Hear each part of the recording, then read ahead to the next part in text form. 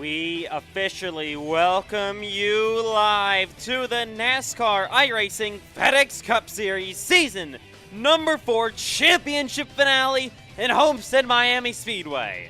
It's officially time. This is the moment you have all been waiting for. The championship race, the championship finale, one more time to decide a Season number 4 NASCAR iRacing FedEx Cup Series champion tonight at Homestead-Miami Speedway. And of course, we welcome you live to the broadcast booth tonight for the final time in Season number 4. I'm, of course, your host, as always, and your lead commentator, Ethan Chandler. I'm going to be joined tonight by Brody Webster, our co-commentator, Eli Franklin, and possibly Showtime Aiden Donahue. Of course, he's moving full-time to the Cup Series next season. This is it, the championship finale at Homestead-Miami Speedway. We officially made it.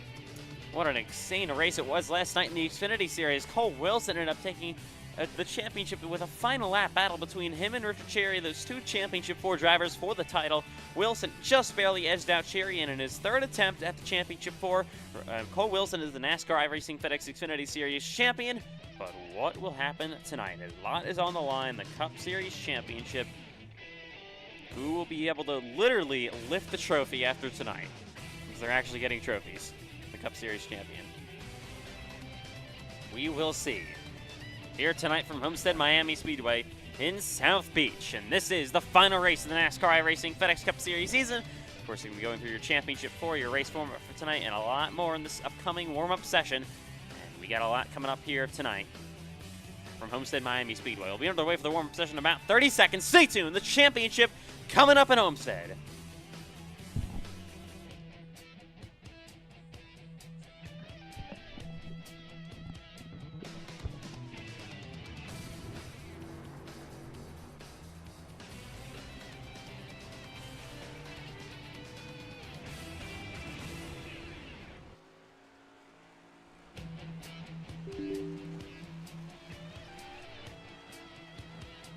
All right, we will be back, of course, now live in about 30 seconds from Homestead-Miami Speedway. Cars going to be on the track for this half-hour warm-up session coming up here tonight. Stay tuned from Homestead.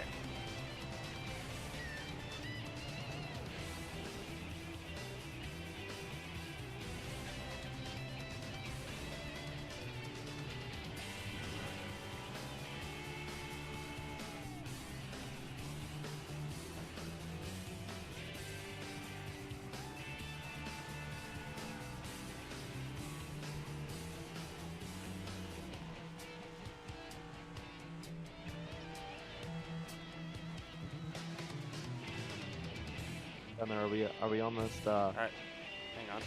about to turn the cameras on? Yes. All right. Just a quick second. Side. There we go. We are live in Homestead-Miami Speedway tonight, and this is it. Welcome to the Cup Series Championship race from Miami.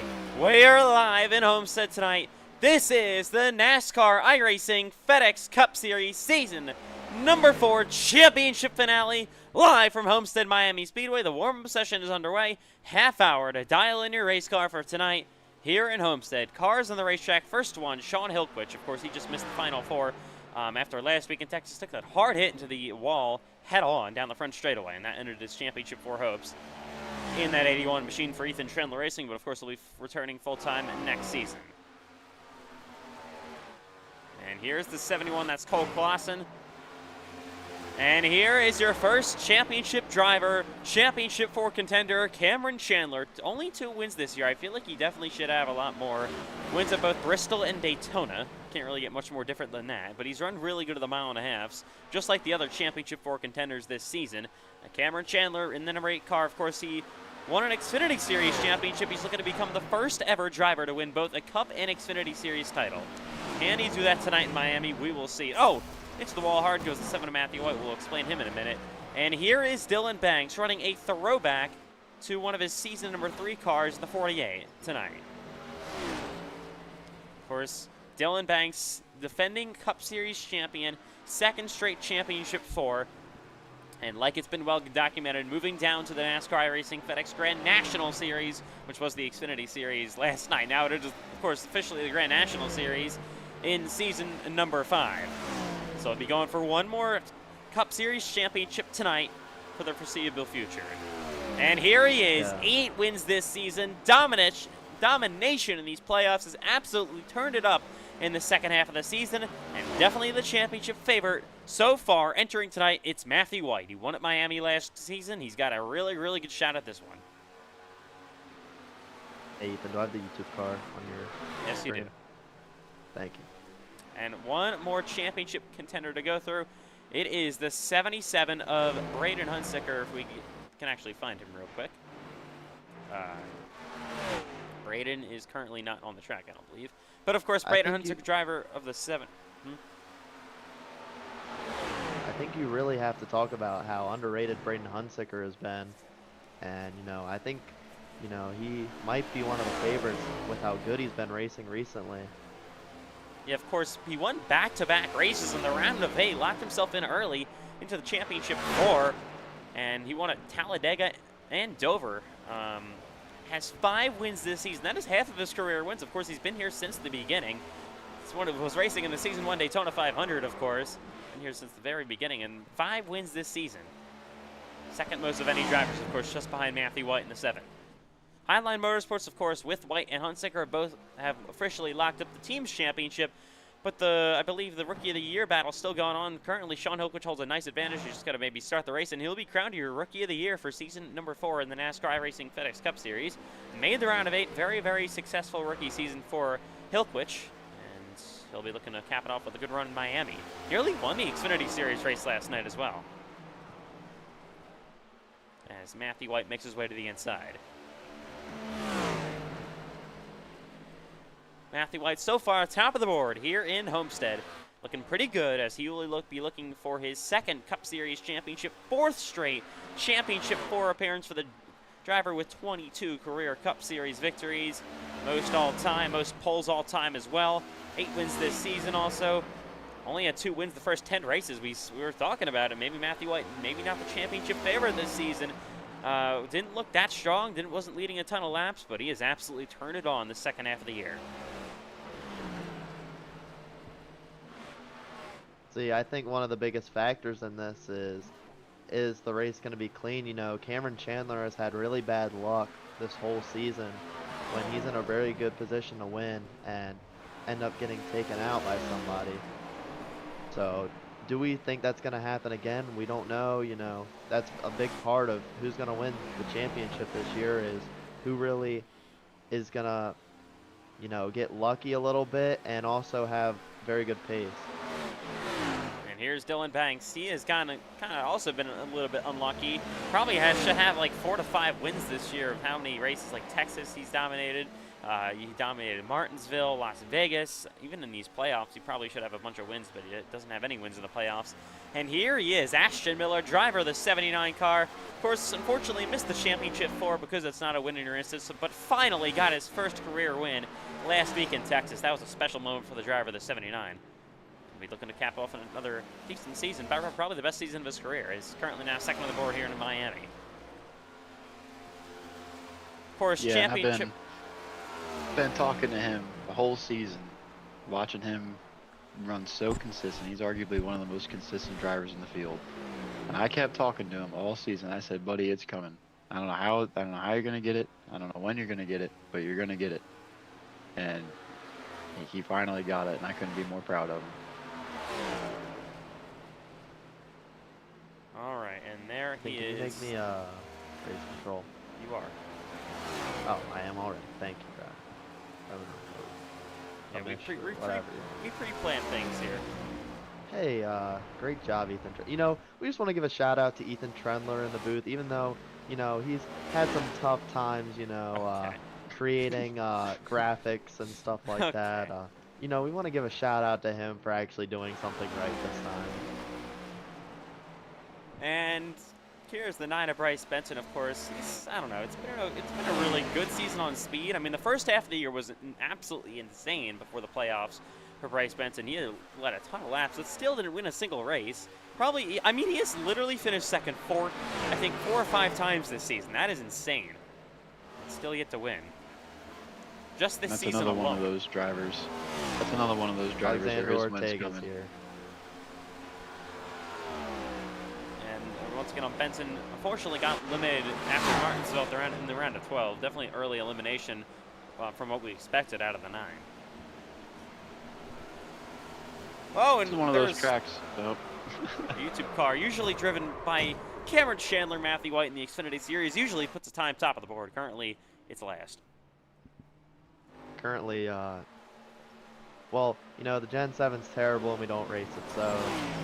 Yeah, of course, got to mention this is the final race in the foreseeable future for the NASCAR iRacing FedEx Cup Series in this next Gen 7 race car. 4 seasons. The only ever race we didn't have this Gen 4 car was Nashville this season. Gen 7 car was Nashville this season when we ran the Gen 6. Of course, next season, the Gen 4 car. There's been a lot of testing. There'll be more testing over the offseason with that Gen 4 car to decide what's going on. Yes, there has been. Yes, there has been. I'm so happy that we all voted. Oh yeah, I've been, as soon as the vote came out that we were gonna have the Gen 4, big smile on my face. We've been practicing. I've been putting up hosted sessions here and there. You know, usually, you know, myself, Cameron, Matt, and Ashton, we always get on and like do a battle at a random track wherever it is during the week. And I've got nothing but excitement for next season. I mean, nothing but excitement for next season. Yeah, of course. That's definitely look forward to, but we still have a Cup Series championship to decide tonight. Once again, let's look at your championship 4 contenders. Oh no. Of course, we already explained them. Anyways, of course, Matthew White enters this one, most wins 8, and then he got Braden Hunsaker, Cameron Chandler, Dylan Banks. 2 drivers have already won Xfinity Cup Series championships. Braden Hunsaker probably should have won a Cup Series championship, but its team owner played a little, you know what, in season number 2. Yes. And then if Cameron Chandler does have an Xfinity Series title, so Braden Hunsaker is the only one that doesn't have an official. I mean, I know he technically did win it on track, but an official NASCAR iRacing FedEx League Championship. Can he change that tonight? We'll have to wait and see. I mean, he's definitely a sneaky underdog pick. You never know. Oh yeah, racing Braden, he's, you know, usually the first half of the race, he's usually hanging out quietly at the very tail end of the top 5, or sometimes, you know, in the top 7. But Braden's one of those second half drivers where he finally starts to figure out the race car and how it's handling during the race, and he's always in the battle for the win at the end of these things. And if it turns out to be one of these guys is dominating and Braden's in 9th, if he keeps that car clean, don't count him out, because he's gonna find a way to get up there like he always does. Yeah, of course. Oh man, this Cherry just slips on by. Oh, Knox Thompson absolutely hammers the wall down the backstretch. Cherry in the wall again. Everybody's in the wall. That's right. It's practice. That's what you do. You drive it too hard until it wrecks, and then you figure out, okay, I can't drive it that hard, so let's focus on doing something else. Or you do something what Dylan Banks is doing, and that's focusing on how to drive a singular line and master it, so that way when the race comes around, you're ready to go. That's one of the things I always like to do in practice. I always figure out, you know, try and run a qualifying run here and there, and figure out like what you can do when you're qualifying, because with this car it's really important. But yeah, of course, Dylan Banks, of course, you're going to be able to tell who is the Championship 4 driver. Pretty easy. There's, of course, the purple behind their number for Banks, White, Hunsaker, and Chandler, and then C4 next to the name. Dylan Banks has actually dropped ahead of Matthew White. I know Cole Clausen, obviously, he wall rode a little bit. I didn't even know he could do that in Miami to go top of the board, but he did. So yeah, Dylan Banks is actually unofficially going top of the board here. Yep, and that, again, notice the intervals, not that much different. You know, once Braden and Cameron figure it out, there's, speaking of the devil, Cameron just figured it out a little bit. Wait for Braden to figure it out, and they'll all be, I'm telling you, they'll all be all close together all night long, every single one. There's an insane run to the finish in last season's Cup Series championship race at Kansas between Dylan Banks driving his way back up through the field and passing Matthew White in the closing laps. What will we see tonight? We were all fuel saving. I mean, you won't have that tonight, obviously. Yeah. The fuel is different. You're going to have to pit no matter what, and then you're going to have to run hard to the end. Yeah. nonetheless, I'm not going to sit here and complain about it. I did part of racing, fuel save, and Dylan was the smartest out of all of us that year, so he's a champion. He deserved it. We all deserved it. We all raced our tails off in season 3, and he deserved it as much as anyone else did that was in the Final Four. And here is Alexander Ortega, of course, making another Cup Series start. I mean, things didn't go to plan in the second half of last night's Xfinity Series championship race, of course. Finished last of the championship 4 after dominating the first half of the race. Ultimately just played a very, very bad strategy call. Hitting, well, not even taking tires when nobody else of the championship 4 pitted. Fell to the back. Then he had an incident with Ronan Suarez. Oh, he's going around here. Going to get sideways and spin off corner exit. And, get hit by Connor Havrilla. But yeah, it was just not good at the end. He ultimately finished 20th in the race, and of course 4th in the championship 4. I think he pitted there. I think he pitted there because he had a little bit of damage. I was watching it last night. Yeah, but the point was he just never took tires. Like, it was so weird.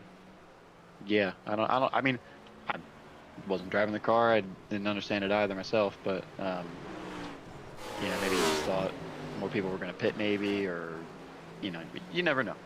You're not in it. You're not in the situation. You're not in their brain, so you don't understand what they're thinking hey, to his credit, I mean, he restarted 16th there when that wreck happened. He ended up climbing all the way up to, like, what was it, like 9th he was in like 2 laps. So he was charging through the field, but I don't think it was going to be enough. But just unfortunate with Suarez there. Yeah, of course. As cars still on the racetrack here at Homestead-Miami Speedway. About 12 minutes left to go in this warm-up session. Closing down the time here at Homestead. One thing you're going to have to look out for, these guys are going to have to look out for all race long, is the opening laps. The outside is very inviting on the first opening laps. Everyone else is going to be on the bottom saving their tires. It feels really built into the track until you're on the very exit of the corner. Then all of a sudden you hit a bump and it snaps around on you. So look for that at the start of the race and all these restarts. If we get a bunch, people are going to get loose up there. And that's most likely, if we have an overtime restart, that's where the big one's going to happen, is out of 2 or out of 4, one of them. Here is Joseph Tucker making start here tonight in that number 25. Ortega goes to, I don't know how Cole Clausen did that. He's definitely leaving his mark, as he'll be moving full-time to the Grand National Series, leaving his final mark here. Yes. Oh! He was just asking who was in the booth. Sorry, I should have muted, but I was kind of like going. Yeah, Coco's got the fast left and on the wall. So. Take a look at what he did.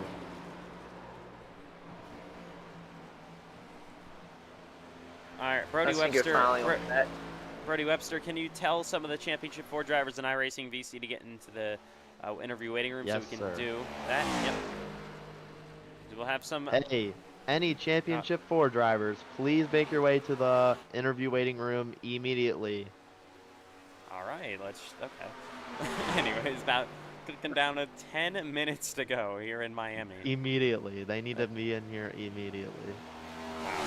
That means you, Matthew White. I know you heard me. Matt's not going to do it. Matt never does interviews. Yep, nope, he doesn't.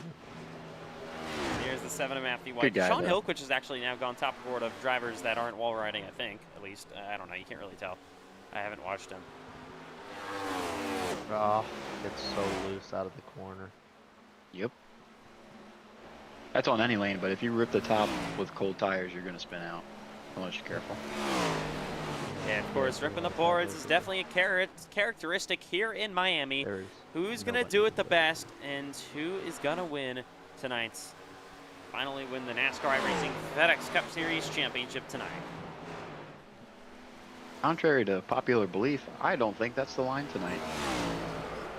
Oh. Hey, Championship 4 drivers, make your way into the waiting room immediately. That means you. Oh. And there's. I think it's going to be a bottom feeder night. Oh, Dylan Banks is here, Brody Webster. I think the line is straddling that bottom seat. Oh, Dylan Banks. Hey, let's get an interview on Dylan Banks. can't drag him. Oh my god. We'll drag him then. No, Ethan Trendler needs to give me better permissions because I can't drag people. Hello, Dylan Banks. Go ahead, Ethan Trendler. It's your job. What do you mean, go ahead? It's my job. Hello, Dylan Banks. Welcome to the Championship 4 race at Homestead-Miami. You know, I know you're excited or whatever emotions you're feeling.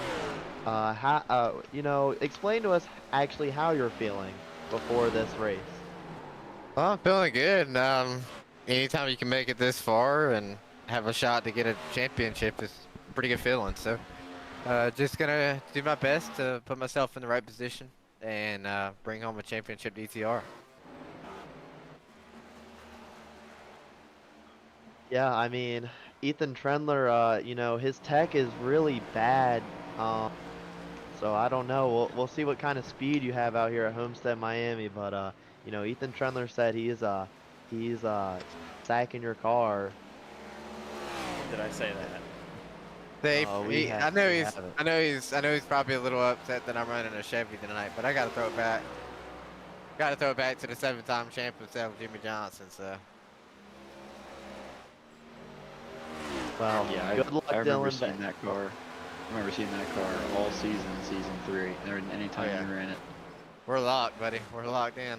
Yeah, I know you are. And as soon as I saw it pull on track, I was like, oh, we're dealing with a different Dylan here. But nonetheless, congratulations for making it this far again. Good start of the season. I always thought that you were going to make it. Same with everyone else who's in here. But I was telling everyone earlier, I think this is a track that kind of suits your style the best. A place where you can move around the most, and honestly, a track that really complements the next gen car. What's going to be the line tonight, you think? You're going to be ripping the boards all night, or you're going to be right around that bottom seam? Early on, I think it's gonna be bottom. But when it gets rubbered in on the bottom, I think everybody will start migrating toward middle and top. But Yeah. definitely bottom for sure. Most likely, there's not many people that can rip the boards. Very few. So I think bottom middle is gonna be the way to go. But when it gets rubbered up a little bit, I think top might be pretty good. And you mentioned there's very few people that can do it. I have a big feeling that those are the other 3 you're racing tonight. Oh yeah, 100%. So Yeah. it's gonna be a good one, that's for sure. I'm pumped. I'm excited. I think this is one of the more overrated tracks on the schedule. I hate that Ethan made this the championship race. I think Kansas puts on a way better show than Homestead. So, but we'll see. We'll see how it Joseph goes. Tucker. But I just hope you're it's not like Dover and you can actually get loose behind a guy and you're able to not take off the racetrack. I hate it to see you guys do that tonight. Oh yeah, we'll see. I mean, Dirty Air is gonna be bad. It don't matter where it's at, but Yeah, that's true. I think this is gonna be a good show tonight. I really do. All right, Dylan. Well, of course, good luck. Looking to win back-to-back Cup Series championships. We'll be watching you tonight in Miami. Thank you, buddy. All right. And of course, that was Dylan Banks. Ethan, you're gonna need to give me better permissions because I can't drag people. Nice try. You get a nice try. Wow. Anyways, 4 minutes and 50 seconds to go here in Homestead. We're starting to come down to the end of this warm-up session. And anyways, guys in the booth, Brody, Eli, and Showtime Aiden Donahue, what have we all really seen on the racetrack so far that's kind of maybe surprised you? Well, I don't really think I've seen much that's necessarily surprised me, but more or less of the people that stand out. Take a look, Matthew White that leads the regular lap times. I think I don't know. I don't know the difference. I'm going to assume that Clausen and Stacy Wall rode, but Matthew White, no surprise there. But take a look at the 81 car. Looks very fast. And then I called it earlier. Hunsinker right there, right behind the both of them, and everyone else. Like I said earlier, they're all very, very close on lap time. So definitely going to watch for the 81 tonight on race winning pace for sure. You know, might be a little overshadowed due to the fact that this is a championship race, but we'll see. We'll see how it goes. I'm excited to see all the different lines that are being run during the race. Yeah, of course, a non-championship Ford driver did win last night's Xfinity Series race with Jacob Malone taking home the trophy, and then, of course, Cole Wilson winning the title. So about 3 minutes and 30 seconds left to go. Final time to get your car dialed in, get some final practice laps before 134 laps tonight in Miami, 201 miles halfway break at the end of lap 67. We're also going to have a four-wide. Brody Webster, you can you can help with this, right? A four-wide pace lap like we did last night with the championship Ford drivers. Okay, we're going to have to deal with iRacing's audio and whatnot. So, Ethan Charlie, can we repeat what lap this stage is on again? No, I'm not. So if anybody needs to hear it again, it's on 6, 7. Okay. I'm just for now Ethan. on gonna say it's on the next lap after lap 66. Yeah. Or one lap before lap 68. Oh wait, we're telling everybody, and Okay, we well, don't need to do that. They already know. we're telling everybody. Here's Jamie McKinney. Is Cole Wilson receiving a trophy for the Xfinity Championship? No. Wow. Xfinity champions don't get trophies. Wow. Sorry, Only Cup Aiden. bombs in the Gen Wow. 7 era. That's all right. Anyways, Just here's makes me Jamie want- It just McKinney. makes me want the season 5 championship more. Here's Jamie McKinney on the racetrack right now in the 01, making another part-time start. We usually see him on track some of these mile-and-a-halves. Of course, about under 2 minutes to go. Cameron Chandler there, currently the lowest of the championship Ford drivers. You got White, Hunsaker, and Banks all around each other, all within a 10th. And then you look back on the board, Cameron down to 11th. So I wouldn't worry about that too much with Cameron. Cameron's not a one lap pace kind of guy. He's a lot like drivers like myself, Miller, and all that.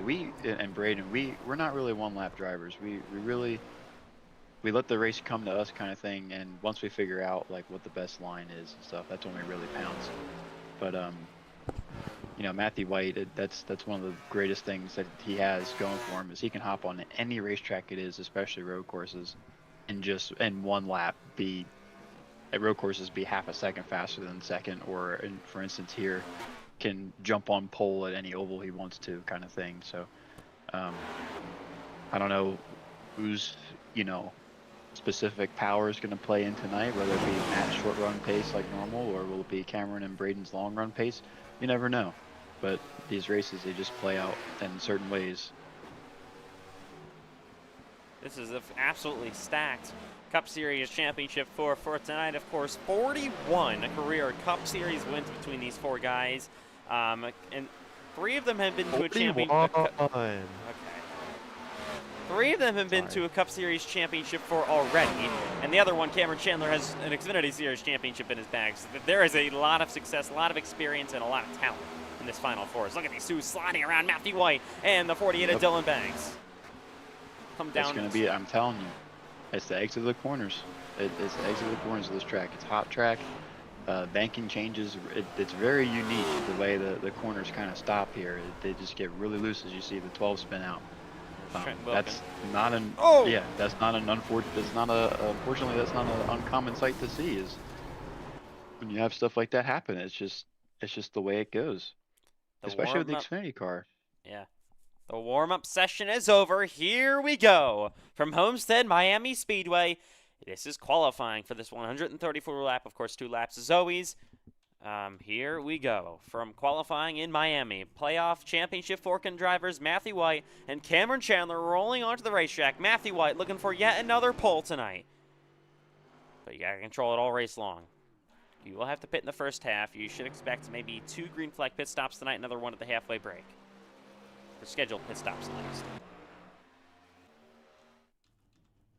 Here we go. Cars pulling onto the racetrack. There's another Final Four driver, Braden Hunsaker. We usually see 4th Final Four driver, Dylan Banks, on the track a little bit later in qualifying. to put his laps down. Here we go. Cameron Chandler ripping the boards, looking to get a good run, heading down the front straightaway. Championship qualifying underway in Miami.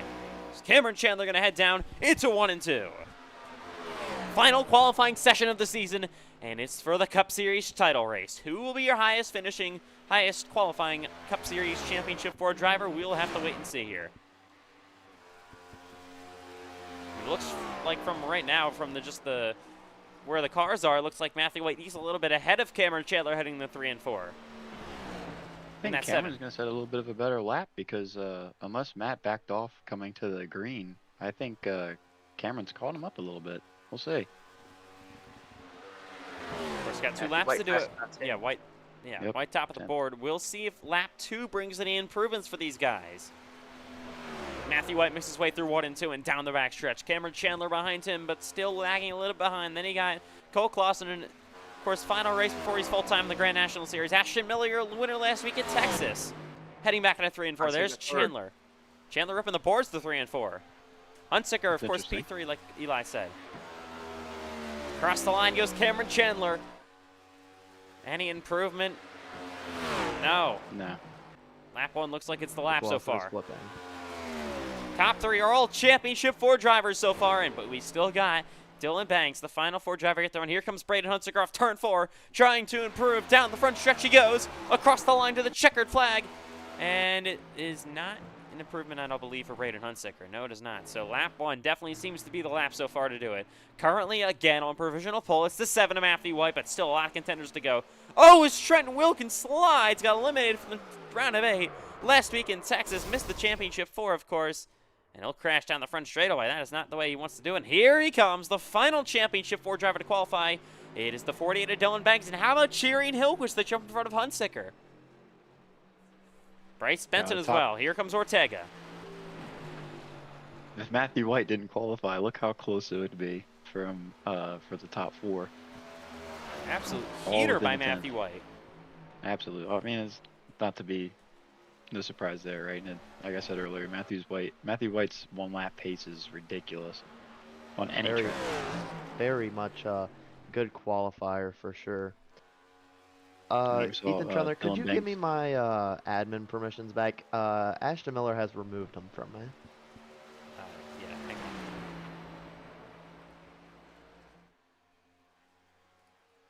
Dylan Banks stopped on the track, had to redo his lap, running out of time. If he messes up again, then he could be running out of time. It usually takes about 30 seconds a lap. Cameron Chandler. At this point, he would just be enough to get through the first 2 laps of qualifying. So any mistake here will probably result in no time for qualifying. And I don't think that's a big concern for Dylan. Like I was saying earlier, Dylan's one of those guys that is a long run driver. He really can, over the long run, he can really show his speed and really show his pace correctly. Here we go. We have a lap from him now. Ortega was 3rd in lap 1. Benton was down in 15th. Here is Dylan Banks through 1 and 2. Could get a lap. He's definitely going to get a lap in here. It looked a little bit tight. Heading down the backstretch. Final Championship 4 driver to qualify. So far on provisional pole, Matthew White. Rowe across the line. Benton backs it down. Oh, it's upside down goes Ortega. He will qualify 3rd. Benton down in 13th. Here's Dylan Banks to the checkered flag. He goes. 30 seconds to go. P2. What a lap by Dylan Banks. He jumps ahead of Chandler, and it's the Championship 4. 1, 2, 3 in Miami. 1, 2, 3, and 7. Here's Sean Rowe, maybe one final driver to knock off a time to the checkered flag. He goes on his lap, was 19th on lap 1. We'll see what lap 2 brings for the driver of the 20. Cross the line, and Rowe, gotta wait for it to go back around. Obviously, it's not in the top 10. Sean Rowe is 11th. Just outside the top 10. That'll do it. It's Matthew White, like he has been so many times in his career, on pole here in Homestead. And the top 3 are all Championship 4 drivers. This is it. The moment you've been waiting for. This is the Cup Series Championship in Homestead. Here we go. From Homestead-Miami Speedway, we welcome you live to the NASCAR iRacing FedEx Cup Series Season number 4 Championship Finale race at Homestead. 4 drivers going for a Cup title. Matthew White, Dylan Banks, Cameron Chandler starting 1, 2, 3 in the Championship 4. Then you got Braden Hunsaker all the way down in 7th place. Lowest starting in the final 4 drivers, not the only one not inside the top 3. Then you got They're Ortega. going to go 4 wide after they go through the pits. Yes. Ortega going to be starting here in 4th. How about Richard Cherry, 2 Championship 4 contenders for the Xfinity Series, 4th and 5th. Sean Hilquish was in the round of 8 last week. Of course, got eliminated. Going to be starting 6th. Like we said, Hunsaker 7th. Great starting spot for McKinney in 8th. How about Joseph Tucker, P9? And Knox Thompson continues to impress. Qualifies P10. He's backing out. He's beating out drivers like your winner last week, Ashton Miller, Bryce Benson, Cole Clausen, Trent Wilkin, and more. So the rest of the fields, rest of the top 20, rest of the field as well on the left side of your screen. Here we go in Miami. This is it, the Cup Series Championship.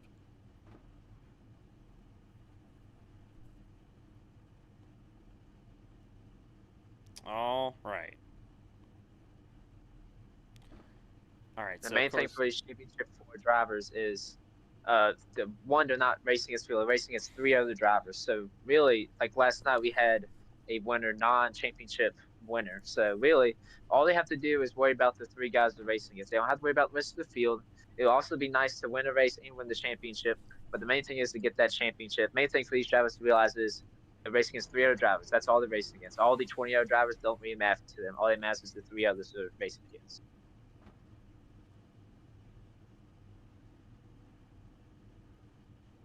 As much as I agree with that statement, you also kind of want to race a little hard against some of these guys too. Just that if you want to have a nice little cushion, say Cameron's catching Cheery or something, and Matthew's behind Cameron catching him.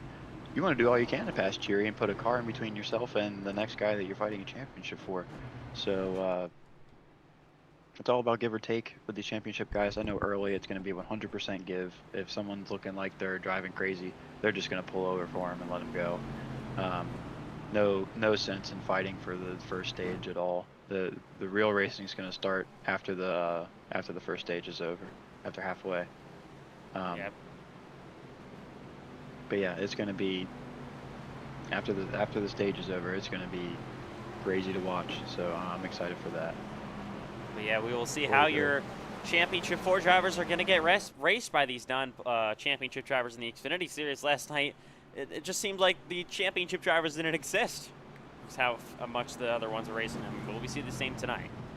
And I know they're and listen, the Cup Series championship drivers are definitely a little bit more respected, but we'll see. I don't discredit anyone for trying to go out there and race them and beat them. If you can make a stand for yourself and be like, hey, I beat one of the championship 4 drivers on pace for the race win, that is such a huge chip on your shoulder going in the next season, because it tells yourself, hey, I'm here to do this too, and I can do this. So that was one of the things I was telling Miller too, is he's always like, oh, I'm always stuck behind Matt or Dylan or anything like that. It doesn't matter how you beat him straight up. And that's the one thing I always tell everybody is they can all do this. They can all get up there and race for wins. It's just how you race your race, how you do your lines, and control your pace. And there's no doubt in my mind that if I'm not a championship 4 driver, I am not going to sit there and pull over for someone, especially if I can beat them for a race win. I'm sorry, that's just not going to happen. And here they are, like we do every season, the Championship 4 in the NASCAR iRacing FedEx Cup Series for this season. 4 drivers, 1 champion. Who is it gonna be as they make their way through 3 and 4, 4 wide? The final time we will ever do this as well. These Championship 4 drivers. What a scene in Miami. It's become the one to go. Obviously not gonna start like this, but we get ready to go here in Homestead. Down the front stretch they go. Why not start them like that, man? It's the equal advantage for all of them. Just kidding. Yeah, I don't know. I wouldn't want to do that. if I'm in that car, no thanks. Give me 2 wide, please. I'm fine. Here we go in Homestead. Facilitated. This is it. One final showdown in the Cup Series to decide a Season 4 Cup Series champion in Miami. We have been waiting for this moment for a while. And we're about to send them off one final time. You know, as I'm behind the wheel right now, I'm always thinking, how can I manage my race the best way, and what's the start's going to be like. You always have those anxious nerves, but I usually always come across the radio, and I say, guys, check your watches, check your clocks, get ready to race. It's showtime. Yes, it is. 24 weeks of action. All comes down to this. 4 drivers, 1 champion. Let's go in Miami. The pace car is in. The championship race for the NASCAR iRacing FedEx Cup Series in Season 4 is green and underway. We're underway in Miami. Here we go. Already a 3-wide race.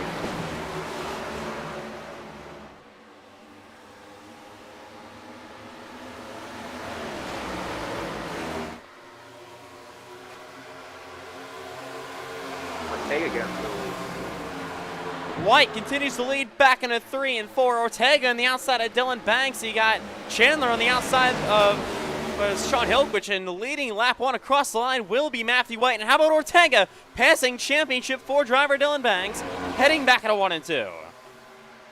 They head on the bottom through 1 and 2 yet again. Whoop, the racetrack. That was Jamie McKinney through the middle. You see Richard Cherry, and there's the 77. Braden Hunsaker trying to get clear of these guys.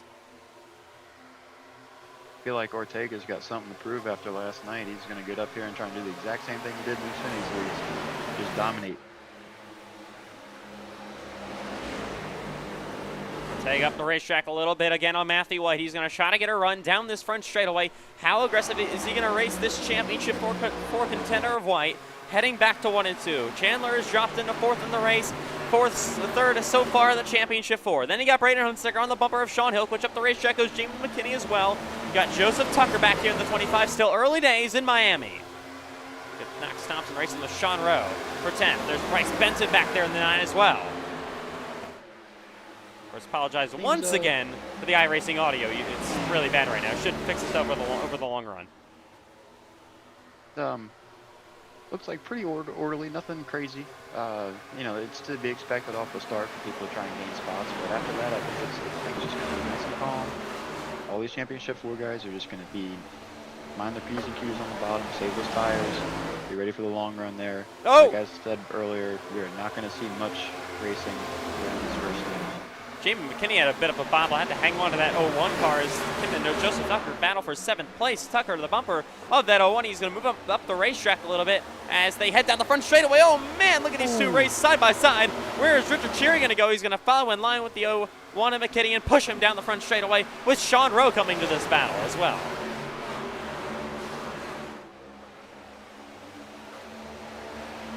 Of course, he's still going to talk about these battles not for the championship. We still got a lot of good battles that can happen tonight. Look at the 01 and McKinney to the inside. There's 29 of Cherry as well, and down low goes Bryce Benton into the 9. And we had a battle for position nearly. It was Hunsaker looking to the inside of Hillquich for a minute. And Sean Rowe battling with Bryce Benton for 10th place. Oh, Joseph Tucker sideways in that 52 car. I had to save it. Gotta be careful coming into these corners, man. It gets loose. And look at, Bryce Benton moves Sean Rowe up the racetrack for 10th.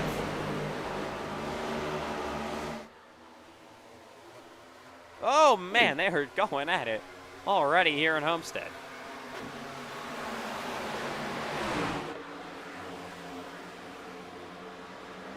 And we got a battle. Look at Sean Hillquist. He's going to drop to the outside of the 8 of Chandler as they head door to door down this front straightaway. Still, though, early days in Homestead. Oh, we got a crash. It's McMillan going around. He collects another one with William Reagan. The caution is out for the first time on lap 7, and Ethan McMillan once again causes an early incident. Doesn't look like a whole lot of damage on that 70 machine. We'll take a look what happens. First caution of the day is out. So McMillan back there racing with Trenton Wilkin in the 12. Just got loose. Oh. Yep. Oh, that's not what you want to do. Overcorrected right in front of William Reagan. Oh, Oh, yeah. that is unfortunate for Reagan. I mean, Reagan doesn't look like he takes too much damage. McMillan, really not as much at all. I don't think either of these will be taken out of the race. Doesn't look that bad. No. It's right along with Reagan. Oh, my God. I can't hear a thing, but man, that is. Well, I mean Yeah, that hit there looked like netcode, so I don't think William Reagan should have much front end nose damage. I think it should be optional for both those guys. All right, the first caution of the night is out here in Homestead-Miami in the championship race. It's Matthew White, of course, leading this race and leading the championship in the 7.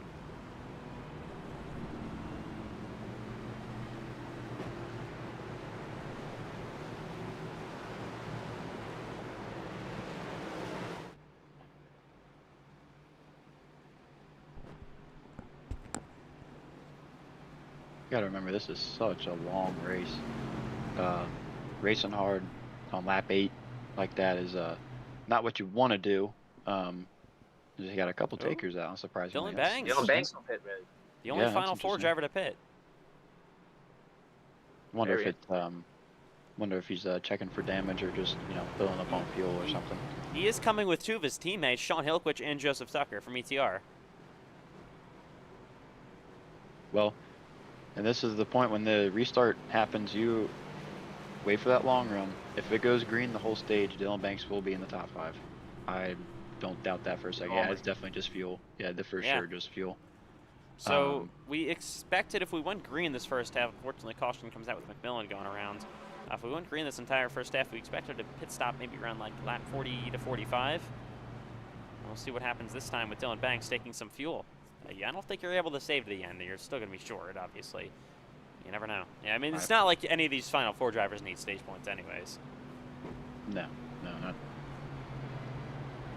I wonder if it's just for security. I mean, I hate fuel saving myself, so any chance I get to pit to top off on fuel, I'm the first person in there, and for sure. Casey got a little bit of damage. Here comes Reagan rolling off pit road. There's Juan Cobbs Jr. as well. All right, coming to the choose this time in Homestead. First choose of the championship.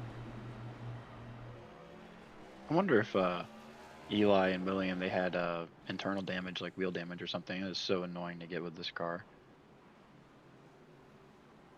Everyone off pit road. Here we go to the choose. Might, of course, choose the inside. Outside goes Ortega. Kind of pretty order. Oh, outside goes Benton there, following with his teammate Cherry.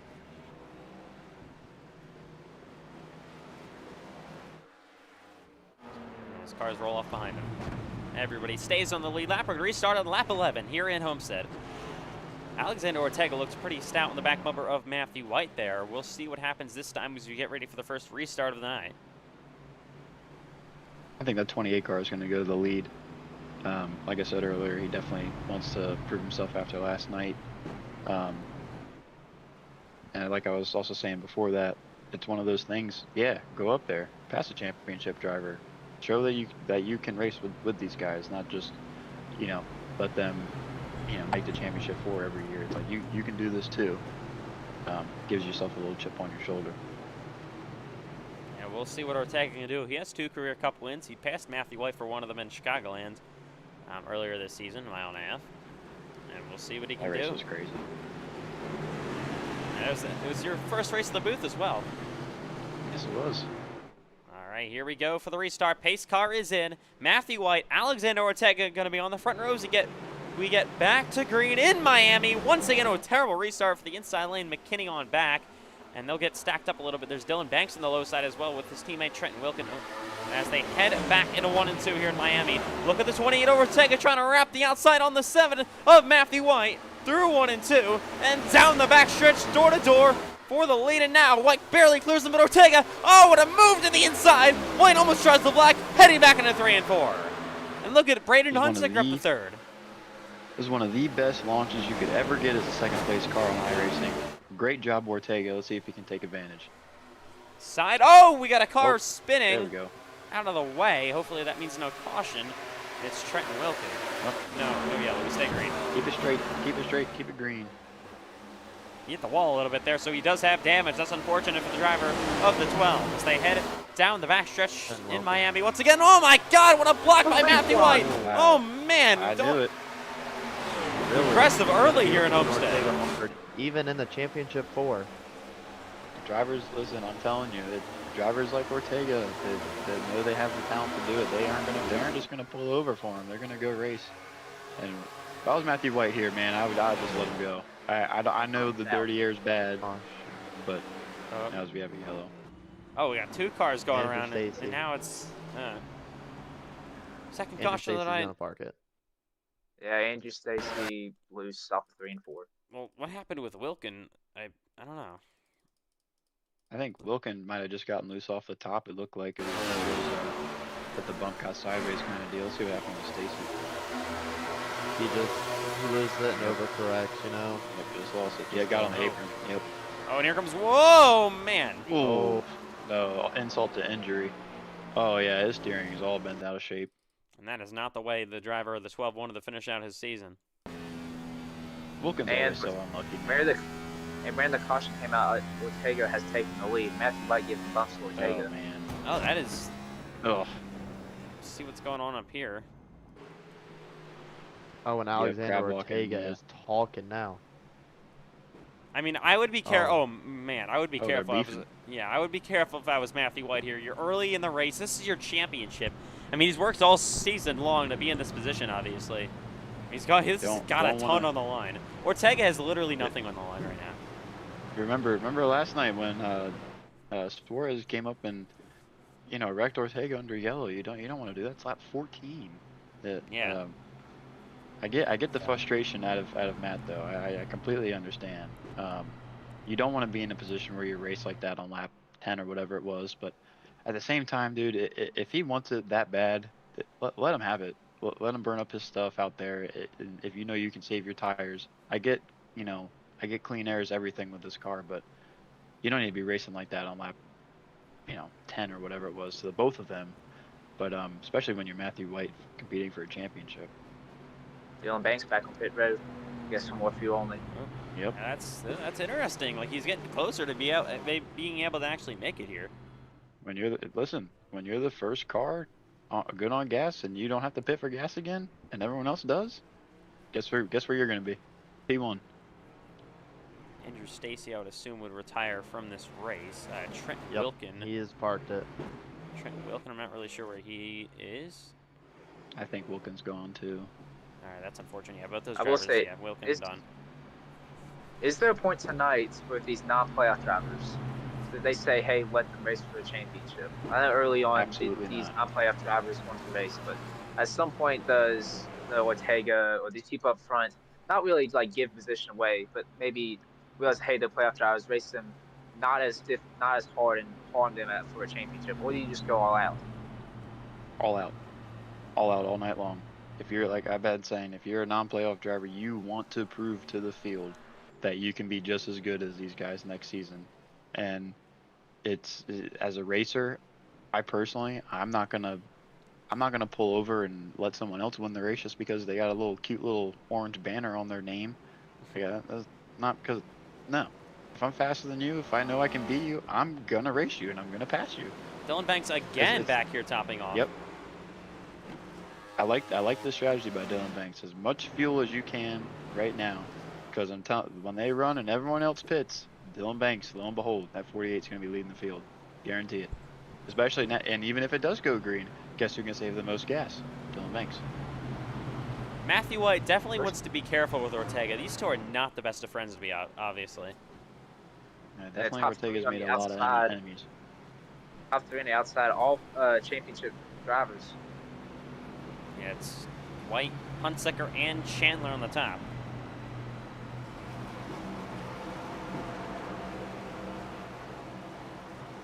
I mean, you don't want to put yourself in a position to be taken out of the race as well. Not even out of championship contention, out of the race entirely. To not even win a championship this early in the going with the non-championship 4 driver. So we'll see what Matthew White does here. As pace car's in once again. Let's try this again. Hopefully they stop wrecking towards the back. And we are back to green. Oh, they get a little bit close there. We're back to green in Miami. Good restart for Ortega. He'll clear Matthew White. Another good restart for Cheery back there. He's to the inside of Braden Hunsaker. Matthew White trying to clear that 29 back into 1 and 2. See Braden Hunsaker on the outside lane as well, as they will head down the backstretch here once again in Homestead.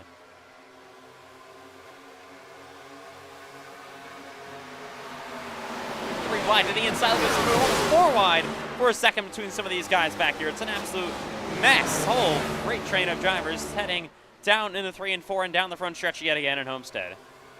Yeah, Dylan Banks right now saying, please don't race this hard this early, man. I don't want to be trying to avoid the big one right now. Oh, speaking of the devil, someone sideways. Oh, it's Knox Thompson up the racetrack. He'll save the race car. He's got his teammate Xander Mon there as they all save it towards the back. Great save. Look at Benson in the bumper of his teammate Cameron Chandler. Chandler up the racetrack. Oh, nearly in the wall. He is ripping the boards back into 3 and 4. Really ripping it. Wow. Well, a huge run, I believe, coming on Cherry down the front straightaway. Not as big as I thought. Chandler's already got a little bit of damage on the side of that number 8 machine. It's just a scrape. He's good. Keep going. Ortega, of course, leads the race. Currently leading the championship is Matthew White. Second, Braden Hunsicker. Third, Cameron Chandler. And, of course, you got fourth, Dylan Banks, all the way back outside the top 15 right now after pitting. You know, it is not a surprise at all to see Cameron ripping the boards like that. We raced him. I raced him in a couple of different leagues, and that's one of the things he likes to do. Is honestly, I don't know how it works for him, but it really helps him on the longer run to get that right rear tire heated up. He's been making it work lately, so I'm not surprised to see him up there like that. 3 championship, 4 drivers in the line behind Alexander Ortega now but still, the 8 car of Chandler has pressure from both his teammates. Richard Cheery and the 9 of Bryce Benson, of course, his other teammate. The 99 of Payson Lindsay is, of course, suspended for the rest of the Cup Series season. 3 wide. Look at Sean Rowe through the middle. Oh, they come together. There goes Benson. Yep. Oh, this is going to be bad. Down the front stretch they go. Cars trying to avoid. Caution is out again. Yep, I saw him get all nice and close out of 4, and Sean Rowe in the middle there. I knew that wasn't going to end nicely. Man, there. Looks like he doesn't have much damage, though. They are being way too over-aggressive early on, though. That's all good, man. It's racing. 3 cautions already, 21 laps in. Yeah, it's just an awkward position for all of them there. Yeah, it's definitely a racing deal. And then Cherry hit the 01 a little bit, and he actually got the most damage, I believe, Richard Cherry. Let's ride along with the 29 car through this accident. Yeah, definitely. Yeah, you can see the car mangled there. It definitely has, for sure has wheel damage. Just bad squeeze, man. Just a bad squeeze. I mean, that's all it is. These next-gen bumpers, they're curved, so you hit them in the wrong spot, and then they're so hard to save too. So you get knocked around like that, it's pretty much gone. Where's Richard Cherry going? To my surprise, it's not wasn't that big of a crash. So. All right, I don't know what's going on there for Cherry. Maybe he's going to think about doing something with Roman. No, it's only lap 22. I think he might have just been checking the damage or having someone check damage for him or something. We do that sometimes. We'll pull up to someone we know and be like, "Yo, what's my damage?" This race has been pure chaos so far. 3 cautions already, and here we go. Got cars on pit road, and Braden Hunsicker stays out here. So does McKinney, and Miller stays out. McKinney actually pits. Everyone else coming. 2 cars stay out. Will Dylan Banks that was pit? Definitely a Yep, yeah, he did. There's definitely an awkward caution there. Dylan might have wanted it to run, maybe pit one more. He'd be the only person to pit this caution, and then everyone else pit later while he stayed out. But unfortunate strategy call. It didn't really work out the way he wanted. I mean, this has been an awkward race so far with the amount of cautions that we've had, and we got cars only taking fuel. It's going to mix up the entire field. Off pit road first of the championship for Dylan Banks, yeah. And there goes Ortega and White. And I believe White actually beats out Ortega, but they're going to be mired outside the top 10. And 2 cars will stay out. Turned.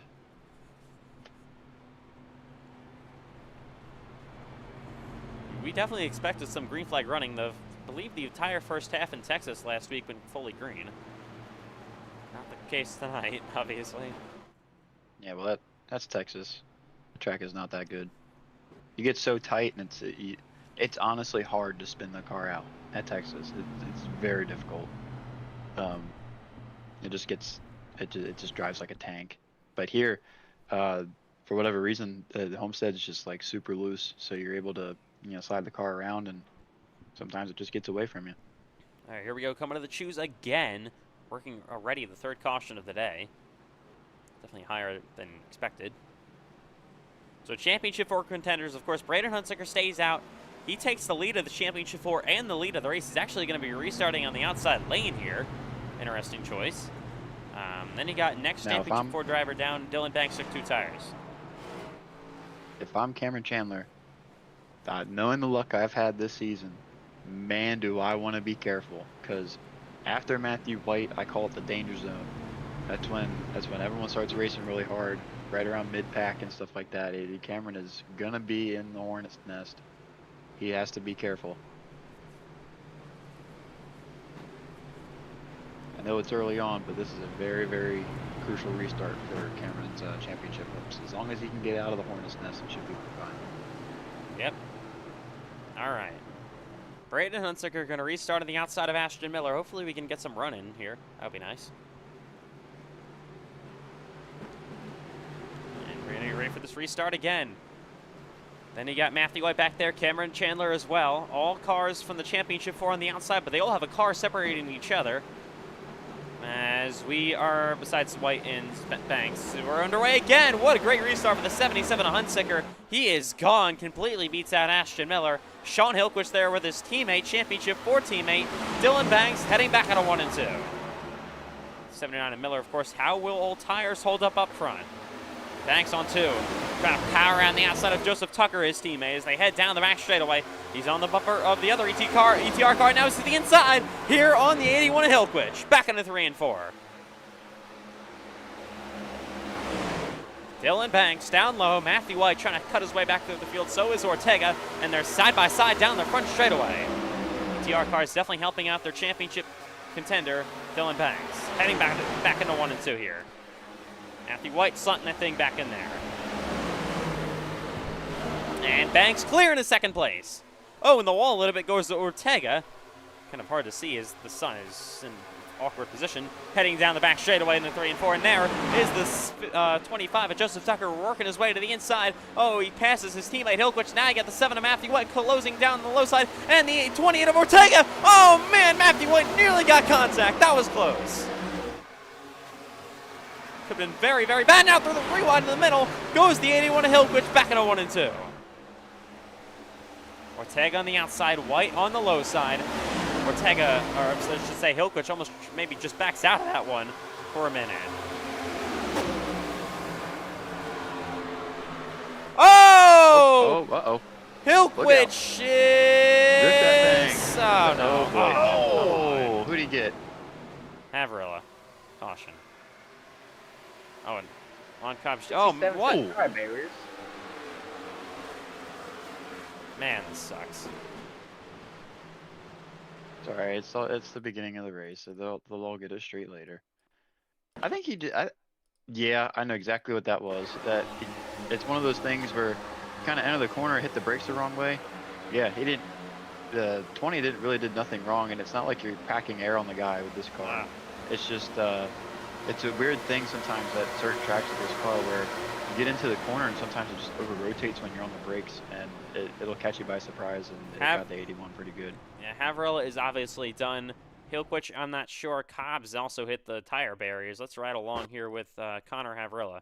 This race has just been pure chaos so far.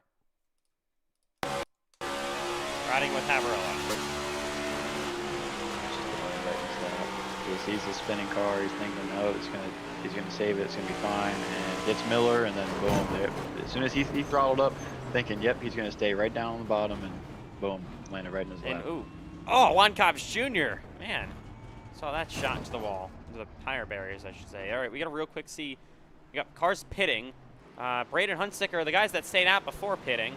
Matthew White, what's going on here? Why is he stopped? Something might be wrong. Interesting. How's that going? All right. Hillquist doesn't look like he has a ton of damage. Obviously, worse for Connor Havrilla. I think for sure it's that wheel damage I was talking about. There's no way. If he didn't get wheel damage, I don't know. That's crazy. Matthew White going to be driving back up through here. Man, 4 cautions already. Very uncharacteristic to 1.5 miles in the Cup Series lately. This one has been wild. Of course, the championship. Just this track. It's just this track. It's not because of what race it is or anything. It's just the track they're on. This track is very loose. It's also very inviting, meaning, hey, look, there's a wide open space in the middle, but it all gets so narrow so quick, and we've seen that where the squeezes happen, you know, around Benton, and people just get loose and it just lands in their lap. Here we go. Choose outside goes ETR teammates Tucker and Banks. Inside go Ortega and Matthew White, just the best of friends, those two. And Braden Hunsaker, of course, pitted. He's going to be restarting here in 14th. The drivers that pitted. Hobbs Jr. still rolling. We believe, obviously, Haverilla going to be out of the race. That'll leave Haverilla, Wilkin, and Stacy already out of this finale. Unfortunate for them. Now, unfortunately, as it does play out, we have these wrecks. The lower the field gets, obviously, the less chance there is of a wreck happening. But to me, all these wrecks have just been unfortunate timing and unfortunate, you know, you can call them mistakes, whatever you want to, but this car is just so funky that mistakes are a given. So, we'll see. We'll see. I feel like the more they wreck, the more, okay, they'll be like, all right, time to stop. Let's get some runs in. I feel like we'll get a run in this time. Yeah, they definitely got to start getting running. The restart in lap 31. We've already had an insane amount of cautions tonight for at Homestead. Pace cars back in. Let's try this again. Dylan Banks now leading the championship. It's been flopped on his head with the amount of cautions we've had. Oh, Ortega does not get going on the inside lane as we're back to green again in Miami. Ortega goes outside. Now Matthew White on the low side as well, trying to push him down into 1 and 2. Tucker on the outside of Matthew White as they will once again head down this back straightaway. Tell you what, Dylan Banks leading the field this early on. A long run only suits him better, so if we do get a long run, you can say goodbye to the 48 car. There's Cameron Chandler, another good driver in the long run. And Braden Hunsaker, what a restart he had, all the way up to 9th already on those fresher tires. What a start for the 77 car, heading back into 1 and 2. Well, normally tires notoriously don't really matter much for the next gen car, but like I keep sounding like a broken record. This racetrack, it's one of those, it's kind of like Darlington where tire wear, it does wear down quite a bit. So we'll see how effective this tire is. Hunsaker following in the line of Cameron Chandler back into 3 and 4 and down the front stretch yet again. And we look at Matthew White to the inside of Joseph Tucker for 3rd place. He, of course, currently runs 2nd in the championship, heading back into 1 and 2. We got a car way up the racetrack in the wall. That's Brandon Pfeiffer, completely oversent the corner. Still keeping it outside, though, of Hunsaker. And there is White side by side with Tucker down the backstretch in the 3 and 4. Oh, and Tucker making an aggressive move down to the inside, cutting Matthew White off a little bit. We definitely have seen these Championship 4 drivers, just like Xfinity last night, getting raced hard by these non-championship drivers. And look at Sean Rowe as well to the outside lane. They push each other back into 1 and 2.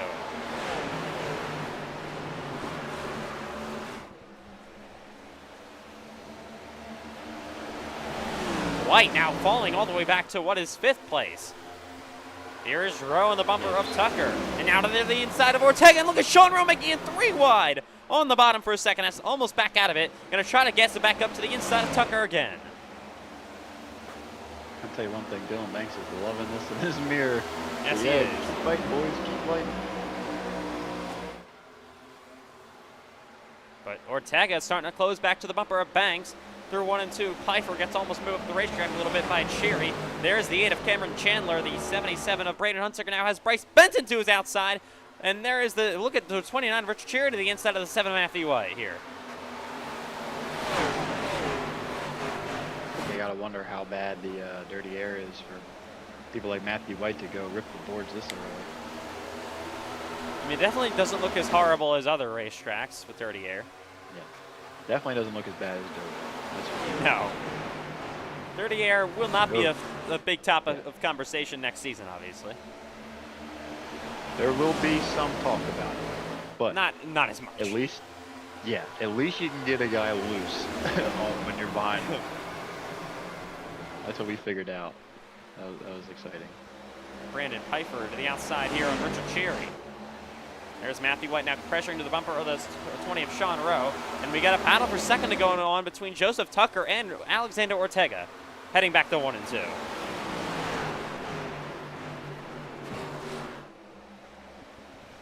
See all the different lines you can run here at Homestead-Miami Speedway tonight. Everyone taking advantage of them. Really surprised to see no one straddling the bottom seam in the corners. I've always felt like it helped me the most rotate, especially in the Xfinity Series, but really surprised everyone's just right next to the white line there. White to the inside of Sean Rose. They side draft each other down this front straightaway. Almost a little bit of contact between these two, heading back to 1 and 2. Rowe in that outside lane. Matthew White back on the bottom, trying to take 4th place away to get even closer to maybe retaking the lead of this championship. Rowe, though, back on the outside he goes, side by side, and Matthew White actually has to fall back in line with Rowe getting a good run on the outside lane.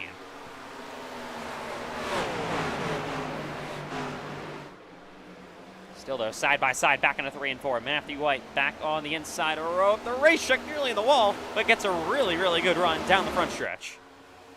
Look at now the 9 of Bryce Benson looking to the inside of his teammate, Cameron Chandler. Chandler currently back running in 8th, 3rd of the championship 4 drivers. And Joseph Tucker going to the outside now of Ortega for a minute. He'll have a run coming down this backstretch. And there he is to the inside for P2.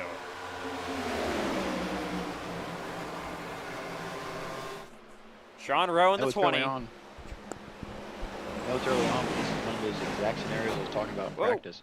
Dylan Banks leads the race, right? Matthew White's 3 cars behind him. Oh, we had a crash! It's Huntsicker! No, there we go. Oh man, what has happened between him and Bryce Benson? And they crashed down the front straightaway. Oh! Oh man. Everyone avoids contact.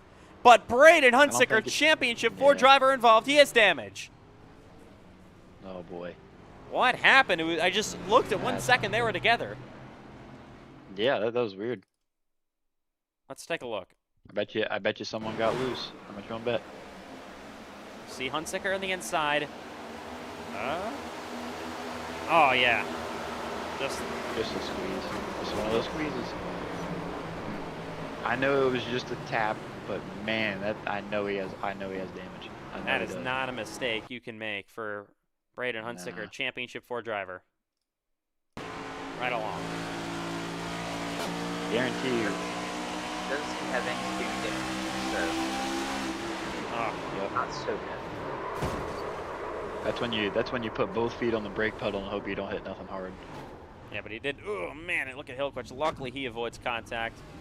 He did get a little bit of rear end damage from Knox Thompson trying to avoid him. Definitely. I don't think it's horrible. I think How about it might this? be all. Yeah. Yep. Ortega took the lead from Dylan Banks when we were watching that crash happen. Obviously, dropped to the inside before the caution came out. Yeah, and like I was saying in that scenario I was talking about, if this was late in the race, I'm Dylan Banks, I'd do everything I can to keep the lead because you get passed by one guy and you have everyone else ripping the fence like that. Who knows? You get passed 2 more times and boom, Matthew White's in your rearview mirror and you got to fight for your life. Definitely try and do the best you can to keep cars within your championship rival. Sure. Let's look at the damage here in Braden Huntsicker. Obviously, you can't tell how much wheel damage he has, but he does have a little bit of damage there on the right front. Maybe the cockpit cam would tell you, but it doesn't matter anyway. He's in that wheel's pointed. That is not good. Oh, he just rolls through pit road for some reason. Rolls right through pit road. Okay. I think he missed his weird, box. Clearly, I saw him turn for a second, and then obviously he kept going. This is getting worse for Braden Huntsicker. It's all right. He has, if he can just survive. We've been having a lot of cautions here, so basically 25 more laps. You get that caution for sure. Probably gonna have one more in between then and there. So, or you can probably pit this lap, but definitely unfortunate for Braden. Weird position there. I don't know if it was Bryce came off the wall a bit or Braden came up into him, but that's definitely just a weird exit of the corner. That's what I was saying. This track in the corners is so wide, but on the straightaways, the racing groove is so narrow. You just run out of room. And here we go to the shoes again in Miami. It feels like we've been in this position about 5 times. And Yeah, they're getting good at restarts. yeah. And Hunsinger stayed out, so no pin for him. What? I don't know why. I mean, Maybe think about. I don't know. Just Yeah, even try to repair it. Yeah, it's interesting, but like I said, Ethan, I like you said, I think he might have just missed his box and then said, I might as well not pit anymore. But maybe he's in that boat of hoping like, okay, just survive 25 laps, how bad can it be, kind of thing. I'm curious to see if his wheels pointed any different direction. I don't think iRacing's replays will tell you, but definitely if that wheel's pointed not straight, Braden's in for a long night. But hey, I'm not counting him out one bit. He's still running. He's still on the lead lap. Yeah, he's got some cosmetic damage. Definitely can get that fixed and definitely get back out there for sure.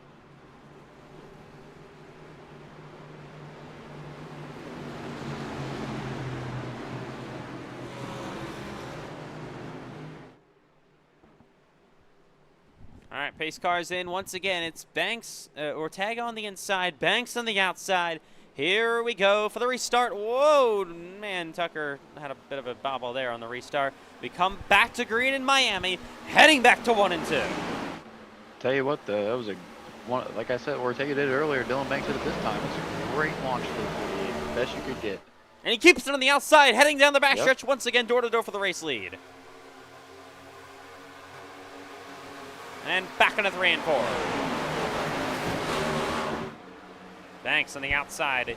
You see the next championship contender, Matthew White, back there in 6th place. Then you got the 8th car of Cameron Chandler. Of course, the damaged car of Braden Hunsinger. Then still side-by-side action between Banks and Ortega down the front stretch into 1 and 2. You know, and for that damage, Braden doesn't look like he's too bad off the pace right now. It doesn't look like he's getting swallowed up that much.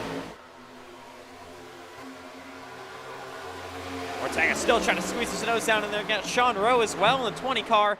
And Rowe is in 3rd right now, side by side now between Richard Cherry and Joseph Tucker. Ooh, Ortega just squeezes in line. Man, that was close.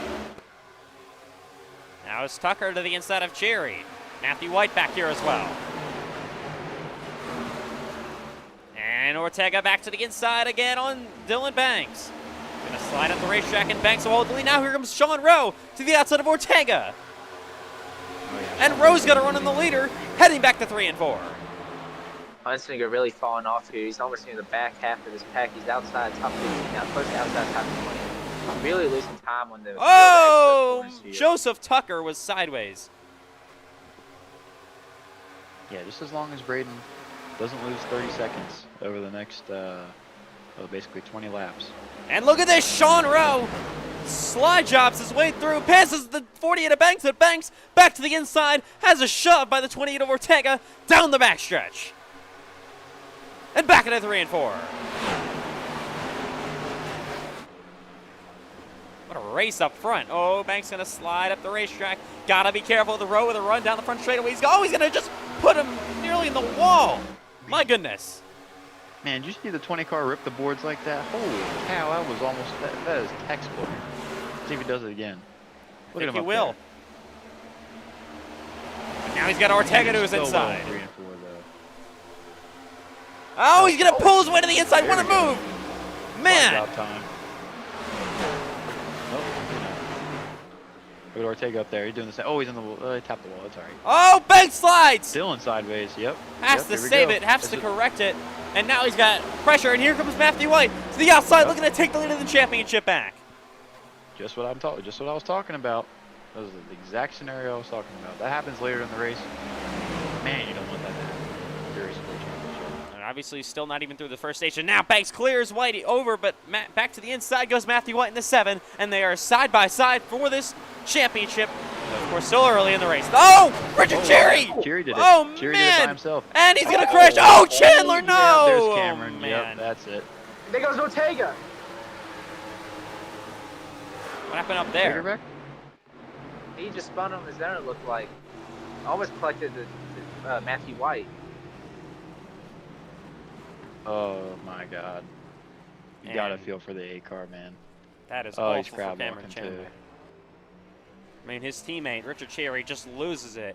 That is, again... Yeah, I'm telling you. That's... It's possible just to lose it on your own. I don't know how. It's going to look like that Dylan or Matt packs air on him. But he's just... he's just look at this. Yeah. Yep. I know. It's the same thing happened to the 81 key. Almost had it too, and Cameron just... right in the way. Oh, that is awful. And then McMillan gets a piece of it. Yep. Then you can hear Ortega going around there. I'm curious to see what happened to him.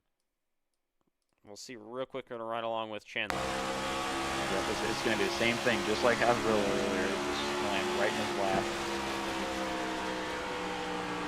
Man, here's just a groove blower. Yep. Maybe you got to regret hitting the gas there. And Yep. It's a mirror reflection of what happened with Avrilla. now let's look with Ortega. Don't really know what happened there.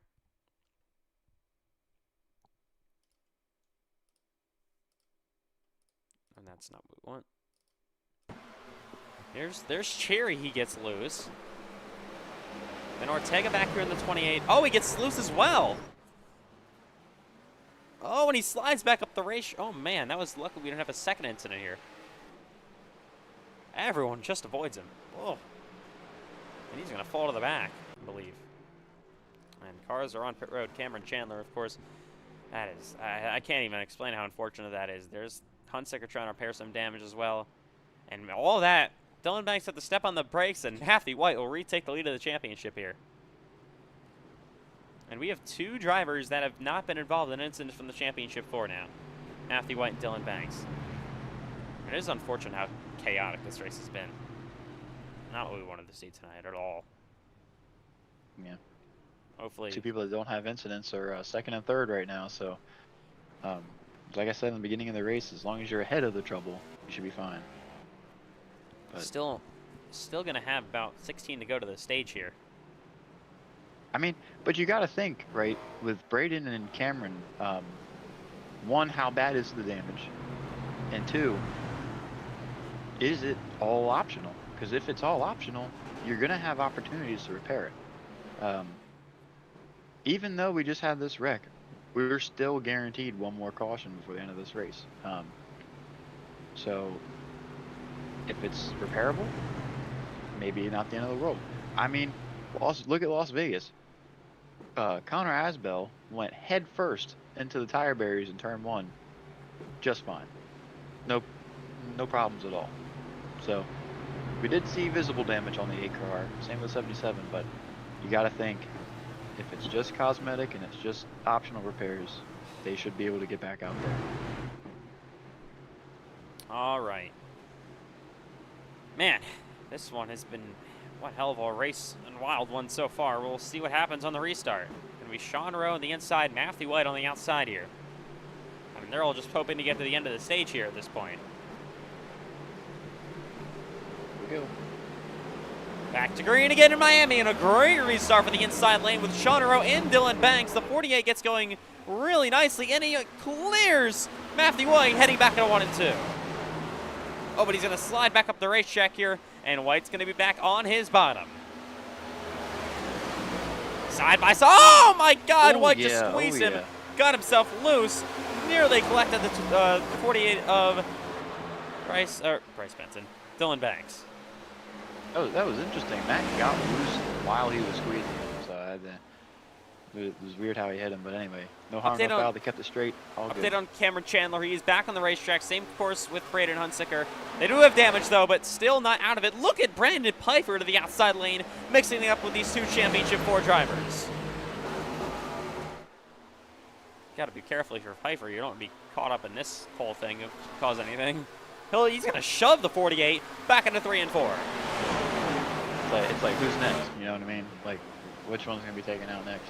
And look at Cole Clausen. What a run he's having inside the top 5. He always is. And Pfeiffer to the outside, now in the 7 away.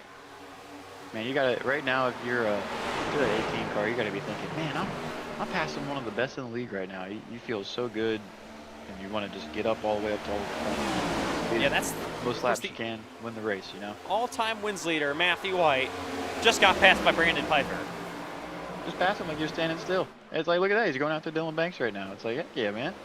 Go after it. Go do your thing. Look at this whole mess back here with Ashton Miller, your winner last week in Texas. Oh, and they're squeezing each other. Three wide. Alexander Ortega trying to make his way back up the field back there. Yeah, if you notice, one lap ago, I saw Cameron in the picture in the back, and now you don't even see him. He's definitely off the pace, but look, he's got 10 laps. If he doesn't get lapped in 10 laps, he... Oh, we got a car spinning. Yeah, oh. All by him. Why is that a caution, iRacing? Come on. Well, hey, for everyone else, this sucks, but for Cameron and Braden, it's Christmas. So get it fixed, man. What I'm telling you, he's just going to lose it on his own. Yep. Goodbye. I mean, that was a pathetic caution. Yeah, I mean, he saved it. Great save, but no reason to be a caution.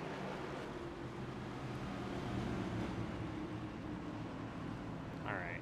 Now, it's interesting here. What some of these cars maybe decide to flip the stage? Maybe non-playoff drivers, but what some of these cars might flip the stage, pit here, and maybe not go as hard as to the end of the stage, and then stay out for track position. I'll tell you what, I guarantee you there's 2 cars in this field that are going to pit right now. Guarantee you. 77 and the 8 car. Get that damage fixed. And then on the stage, come in again, get that damage fixed.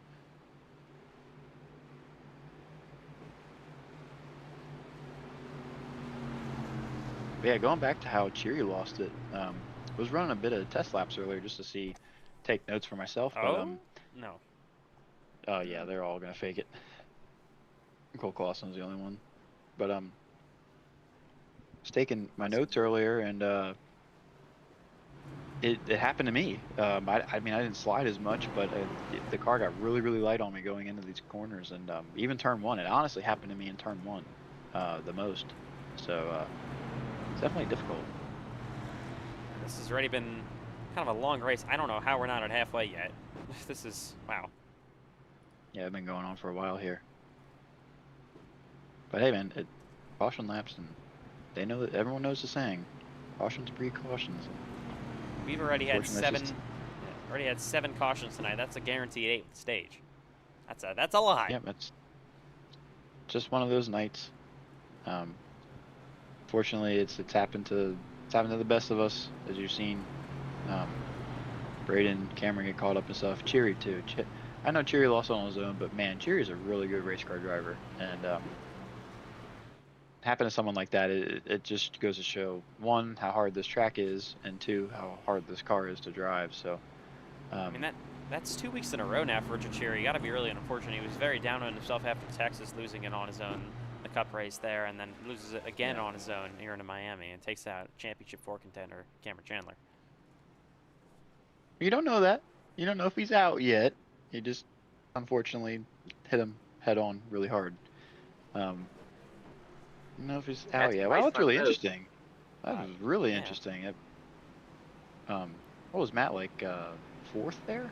And yeah, I don't now he's know. gonna be 2nd. It almost looked like Dylan actually regretted choosing the inside, because he was, I don't know. Yeah, choosing the top. Or the outside, I meant, yeah. I mean, so, I guarantee you I know why the 18 chose the top, and that's just because he's been running up there all night. But I mean, if I'm Matthew White right now, I'm smiling because thank you. Thanks for hopefully the free clean air in the turn 1 if you stay side by side with Sean Rowe there. all right, so Chandler, Hunsaker's back on the racetrack. Chandler coming back on the racetrack here. We're going to have 8 laps to go to the stage. To finally get this thing to the second half. Yeah, it looks like Braden's nose is better from what I can tell from the pictures. I just saw him drive past there. Back end looks fine. I don't know about the front end, but I think Braden's definitely okay. After this caution comes out, he should be fine. There's sometimes that damage that you can't totally fix with his suspension. Back underway in Homestead. Even Cameron's car looks a lot better. So there's still some fight in them. I know those two ain't gonna give up. That's for sure. Look at the 48 of Dylan Banks trying to wrap it back around the outside of the 7 of Matthew White. White closes back in line as they head down the backstretch here in Miami. Ethan, I hate to tell you this, but you think the race has been crazy now. We still got a whole other stage left to go. I know. Oh, Matthew White in the wall. And Ashton Miller and Joseph Tucker who's inside now. Try to rip the boards and just rip them a little too hard.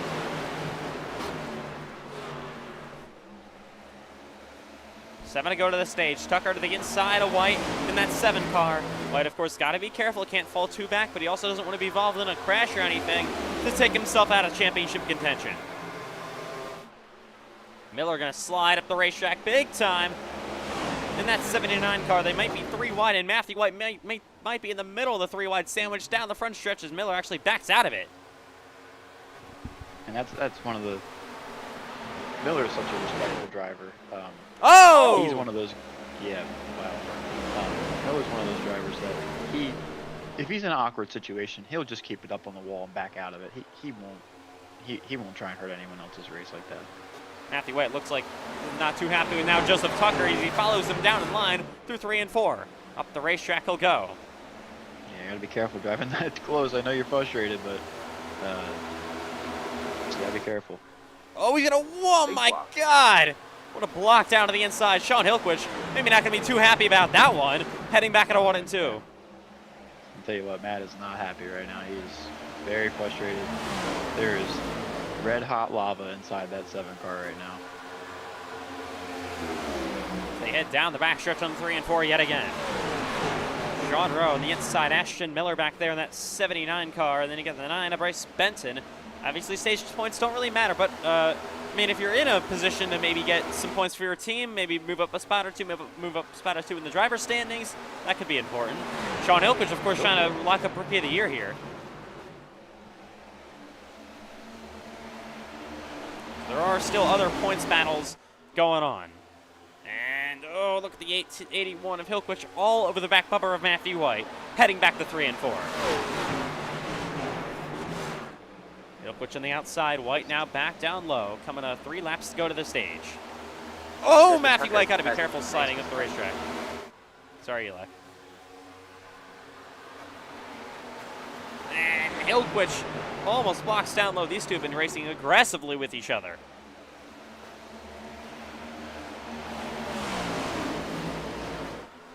Yeah, Cheers' car definitely, or not Cheers' car, Cameron's car definitely not performing like he still wants it to. He's 9.77.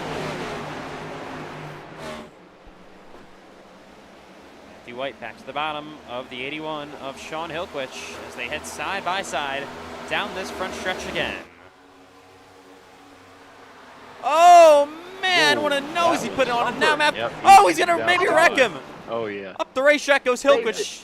Oh, someone else was like just spinning too. I think everyone's good. I think everyone Really saves loose. it. It was Tucker who got Oh, loose. oh yeah. I saw smoke coming out from the left side of the screen there. I knew it wasn't from the 81. Hilquich is not going to be happy about that one. The 3 wide, look at Ortega squeezing Benton up the racetrack. Coming to 1 to go in the stage this time by. Hilquich went all the way back. Oh! Oh! Yep, goodbye. Oh, this is Thompson in the wall. Keep it down there. Keep it down there. No caution. Stay green. Heading back into 1 and 2 in the final lap just of the stage. Let the stage end, guys. Come on. Yes. And Sean Rowe got almost a second lead. I believe that's the one. Yeah, Hunsinger looks like he's back and alive and well. Yeah, this is definitely the biggest gap of the race tonight for sure. 7, 8 tenths. Sean Rowe. Hunsinger loose. Oh! Oh man. And around into the wall goes the 36 of Reagan, and the caution is out for the stage. And that is not the way you want to end the stage for Reagan. Especially Hunsinger, he was involved in that too. Well, Yeah, Hunsinger was the start of that one, got very loose, and looked like he met chain reaction. Everybody else started wrecking behind him. So Braden, oh, that's it looks like Reagan. Oh yeah, oh man. Yeah. Lost it. Oh, he has damage now, yeah. I don't know, it doesn't look bad. Definitely have to take a closer look at that car, but I don't think the damage is horrible. Well, finally, we're at the halfway break. Let's, I mean, it's definitely not as bad as before, but he got hit right in the wheel. The hood's cranked up a little bit. I think the angle that he got hit in, it was just behind the wheel, I think. If that's the case and he didn't get hit in the wheel directly, and iRacing didn't register as him getting hit in the wheel, I believe Braden's okay. That was one of those like, all right, I gotta calm down, man. Gotta calm down. All right, halfway break, pit stops. To go. Pit stops coming up. We'll be right back in about 20 seconds in Miami.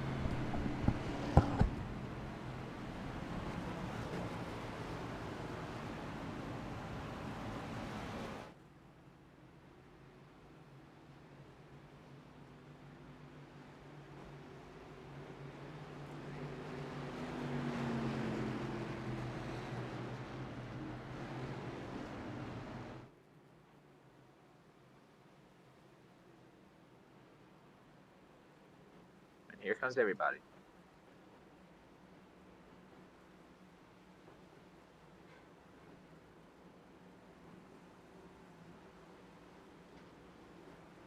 Yeah, definitely gonna take a moment here to just if you're one of the very few drivers that have gotten away for the first stage clean, this is when you just take a nice deep breath, get some 4 fresh Mr. Feelgoods on, and reset and go at this as a smaller race now. This is the race for the checker flag. This is a race for your championship if you're one of the 4. Rowe gonna win the race off pit road. And it looks like one stay out, Cole Clausen. Yeah, Clausen definitely wants to have some time at the front here in his final full-time cup give the race. lad, give the lad some TV time, man. How about this 71? Culver's on board like they have been for the last 3 or 4 seasons. Of course, won the championship in the Culver's car back in Season 2. Of course, moving full-time to the Grand National Series next season with M&F Racing. You gotta give it out to Clausen. When I'm racing and I'm making my way through the pack, Cole Clausen's got to be one of the most respectful guys in the garage, and most respectful racers, cleanest racers.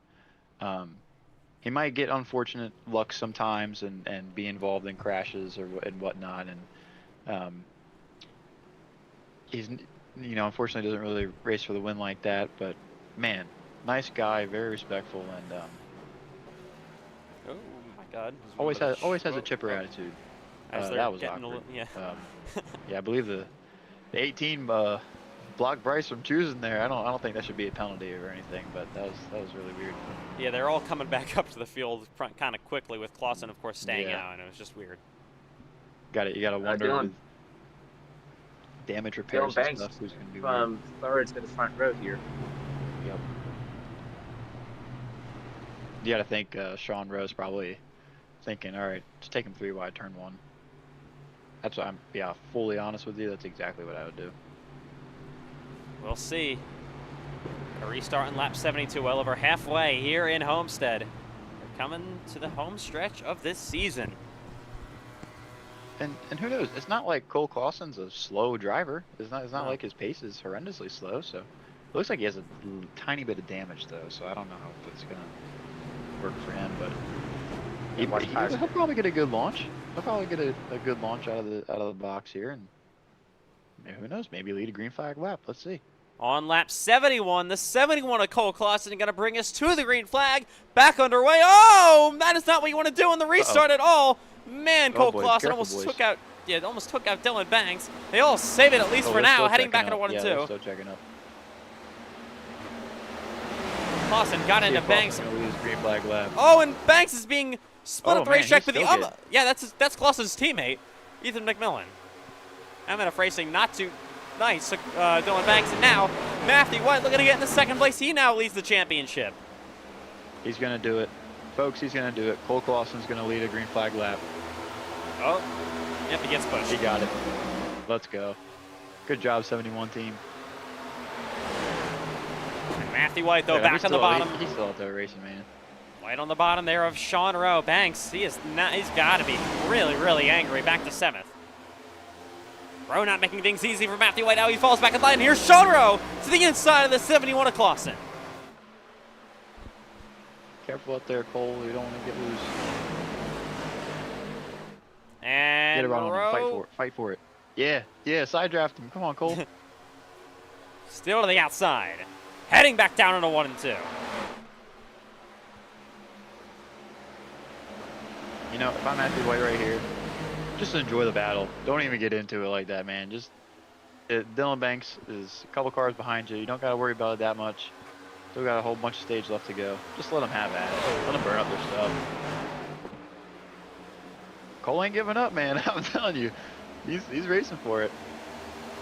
Well, he might have, no, he doesn't give this time. He's still to the outside. It leads another lap.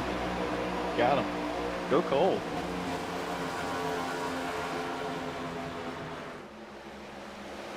White back there still in 3rd. Looking, waiting. Banks all the way back in 7th place. And now Rowe, wow. yeah, Rowe falls back in line. Back into 3 and 4. Look at Matthew White down on the low side as well. Rowe back on the inside of Cole Clausen. How much longer can this 71 hold up? I think Rose at some point. Oh boy. I think Rowe might have been the leader. Oh, Oh, Piper. 18 around. Yep, just got loose. All on his own. Guarantee that's what happened. Yep. Oh. Be careful. God, that is so scary. If I'm a driver going down the front stretch and I see a guy overcorrect start coming up the track, man, Man, we've it's an unfortunately unwritten rule. Hold your had a brake. lot of those. Had a lot of those tonight. Yeah. I don't know. Would we call that not? Maybe not. Should have been a caution. All right, cancel full stop. So I think it was on the fence. Yeah. The only thing that made it probably caution is the full stop. That and the, you know, come on. If he stayed underneath the white line there, I don't think he should have called, or anyone should have called a yellow, or iRacing should have. But it's just because he came back up on track. It's a little scary to watch. That was very, very cinematic there with Cole Clausen, of course, in his final full-time Cup Series start, moving to Grand National next season, leading this thing off into the sunset, under the green, holding on. I'm telling you. I was just saying he's not up front that much fighting for wins, but when he is up there, he's not going to just back down and let you have it. That's for sure.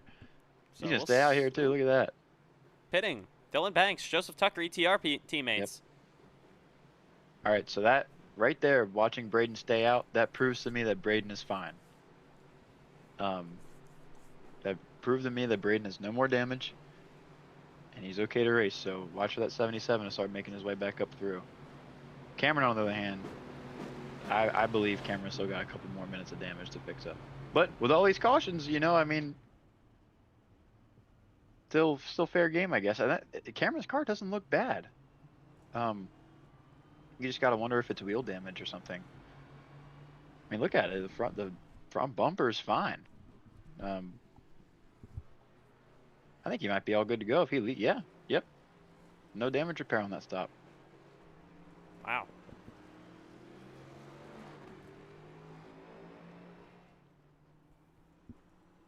So, of course, roll off of pit road. Cole Clausen still leading this one. He stays out here in Miami. Definitely on very worse fuel situation, though. You know, Ethan, I'm going to go out on a limb here and say that I don't think he cares. He's just here to lead laps and get his TV time. And this is his final, I mean, he'll be back. I'm assuming he's going to do the next race, the Daytona 500 in the Cup Series, but final time, full time, at least for now. I'm interested for the Daytona 500. That one's going to be fun. Yeah, of course, and yet to be announced, but of course going to be the first race of the new season for season number 5 in the NASCAR iRacing FedEx Cup Series. Season 5 Great American Race, the Daytona 500. First race ever with the Gen 4 cars. Well, it won't be the first race ever technically, because we'll have the Clash, but also got some more exciting things to announce for Speed Weeks coming up. And of course the Clash event. Expect the schedule around November 15th. And more the day before my birthday. Good birthday present, hopefully. Yeah. Oh yeah. If Dover's on the schedule, great birthday present. Don't care about any other track. Oh, Dover and Rockingham. Make sure those are on there, and I'll be happy. We'll see.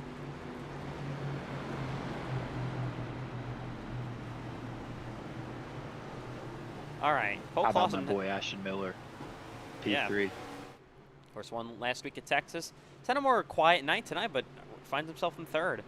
Last time, of course, in the restart, Cole Clausen had a bit of an issue up front. We'll see what happens this time. But that's how Miller is, though. He's quiet, he's always like third to seventh every race. Here we go, back to green to Miami. Oh, a bit of a stack up on the outside lane for a minute. Checks at Matthew White and company. Heading back down the front straightaway. Cole Clausen down to 1 and 2, looking to retake this lead to clear Sean Rowe, and he will. Down to 1 and 2. Cole Clausen once again takes the lead in Miami. Here on lap, Matthew White in the wall. What? It kind of looks like Matthew White has some nose damage. Yes, I think, yeah, the stack up. That was what happened as Ortega to the inside now on Miller. The stack up definitely didn't. Oh, yeah, look at that. Oh, that yeah, is not good. That. Oh, yeah. Hunsicker as well coming back through the field. And Dylan Banks to the inside.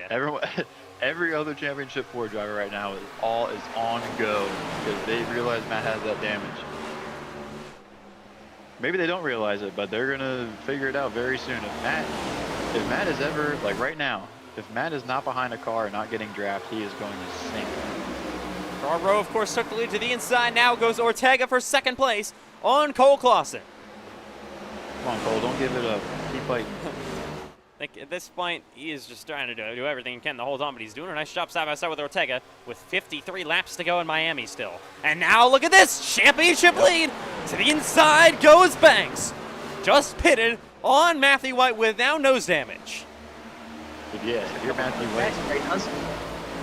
Yeah, if you're Matthew White right here, you gotta fight for all you're worth because you're just hoping that there's a yellow. Look at Cole Clausen. Going for it again. Dude, he's not quitting. It's back to the inside again. No, he wasn't clear.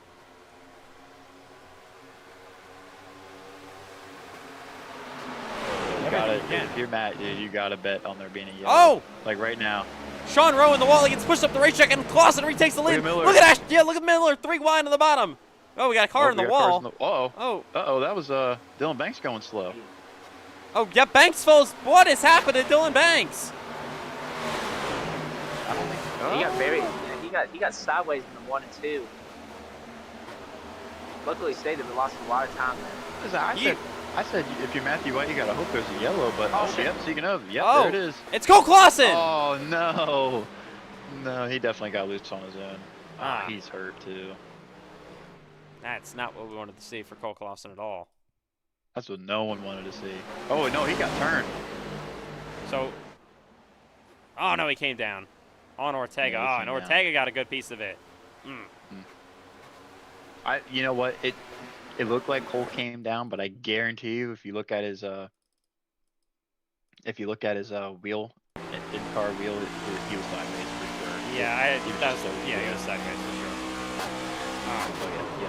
Right there, right when he came down, like really quick. That was him finally getting sideways enough. That is so unfortunate for Cole Clausen. Leading the race. Man. Tell you what, that's one of the most. I've done it. Everyone's done it. That's one of the most embarrassing things you could ever do. Just wreck from the lead. Hard into the wall he goes, and probably, I don't know if he's going to be out of this one, but definitely chances hurt. And now look at Matthew White. Does he get maybe saved by this caution, able to repair some of the nose damage? Oh, yeah. And how about Braden Hunsicker up here? And Cameron Chandler. He's an 8th. He's not giving up here.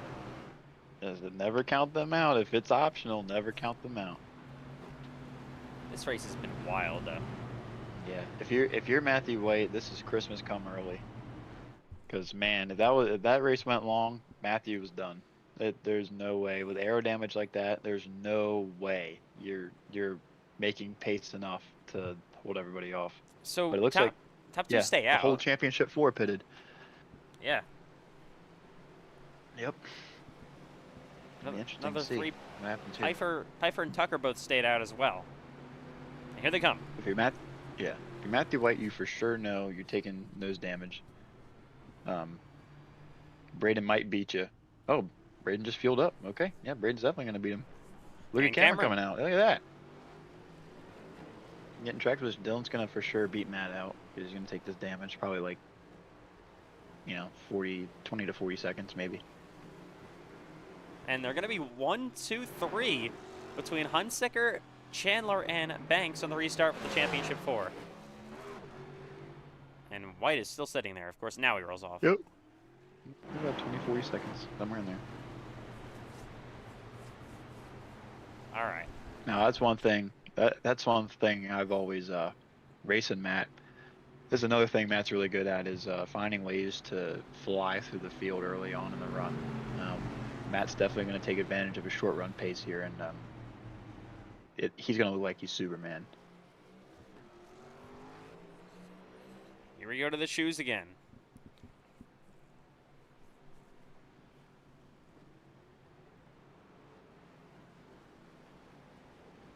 Yeah, that's always understandable by the second place car to always follow the leader, because for whatever reason, the second place car, whether you're inside or outside, it has such a disadvantage. I don't know why it is. I can never figure out why that is, but you're gonna see the 20 car is just gonna launch, and compared to Joseph Tucker, he just can drive off the sunset really. With and Miller's gonna probably blow right by him too. Definitely with the same thing I would have done there for sure if I was Miller. Just follow the leader, roll up to him, and then help him with the launch. And restart on lap 88 here in Miami. It's going to be Sean Rowe on the outside, Joseph Tucker staying out on the inside.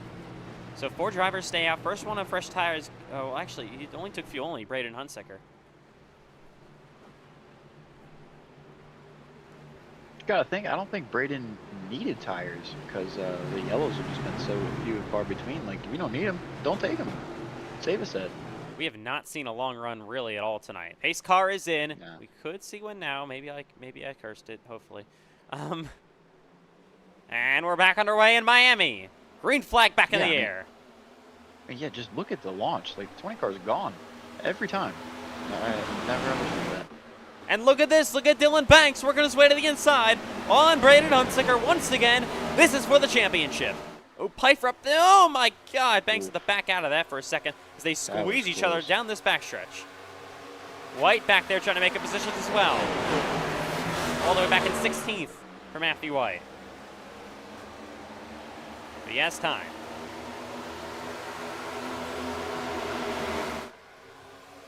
Hunsicker, though, of course, continues to lead this championship back down on a 1 and 2. There's Dylan Banks. Here comes the 8. Cameron Chandler on the outside lane of Banks. He's trying to make something work. He is back. Thought he was going to be out of it after that wreck. You see an all black Chevrolet with an M on the hood. Oh. Get ready, because you're gonna be in a fight. He's in the wall a couple times. Here comes his teammate Bryce Benson. Banks going to try to shoot up the racetrack again. But he's going to have a run. Yeah, he's going to maybe pull it down to the inside. No, he actually gives him a shove. He's ripping the top. Oh, yeah. Ooh, that great. They just moved out of Dylan's way there. Oh, that's going to be tight, though. Dirty air on the top. Never good. And oh, yeah, there's Benson. I don't know why he's racing with his teammates so aggressively. Obviously, these two aren't the best of friends in this anymore after Watkins Glen. What we saw there. White is up to 13th, by the way. We got a battle for the race lead. Here's Ashton Miller looking for back-to-back wins, almost battling with Sean Rowe. Call me a little biased, but come on, Miller.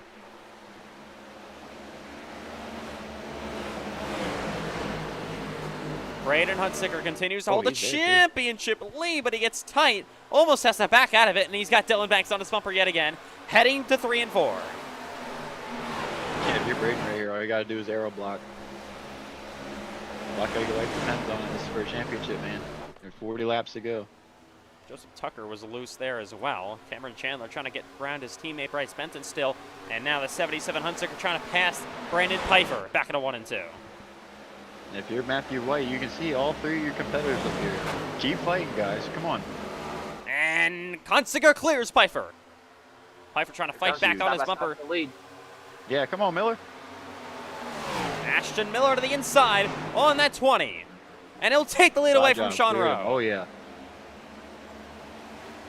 Rowe trying to get a run again down this front straightaway, and he's back to the inside.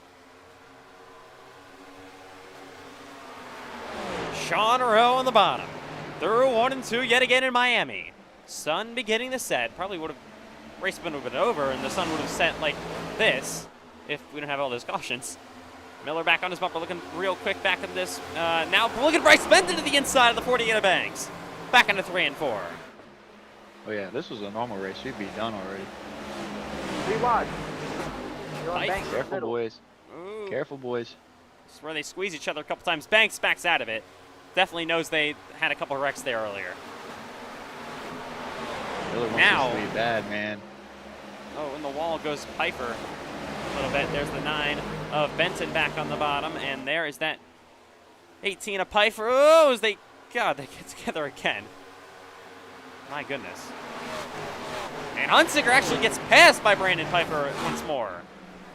Crossover. Hunsicker back on the bottom. I think, yeah, Braden right now for sure is just nice and easy. Nice and easy. I don't need to slide job this guy. I don't need to burn up my stuff. But nice and easy. Play it cool.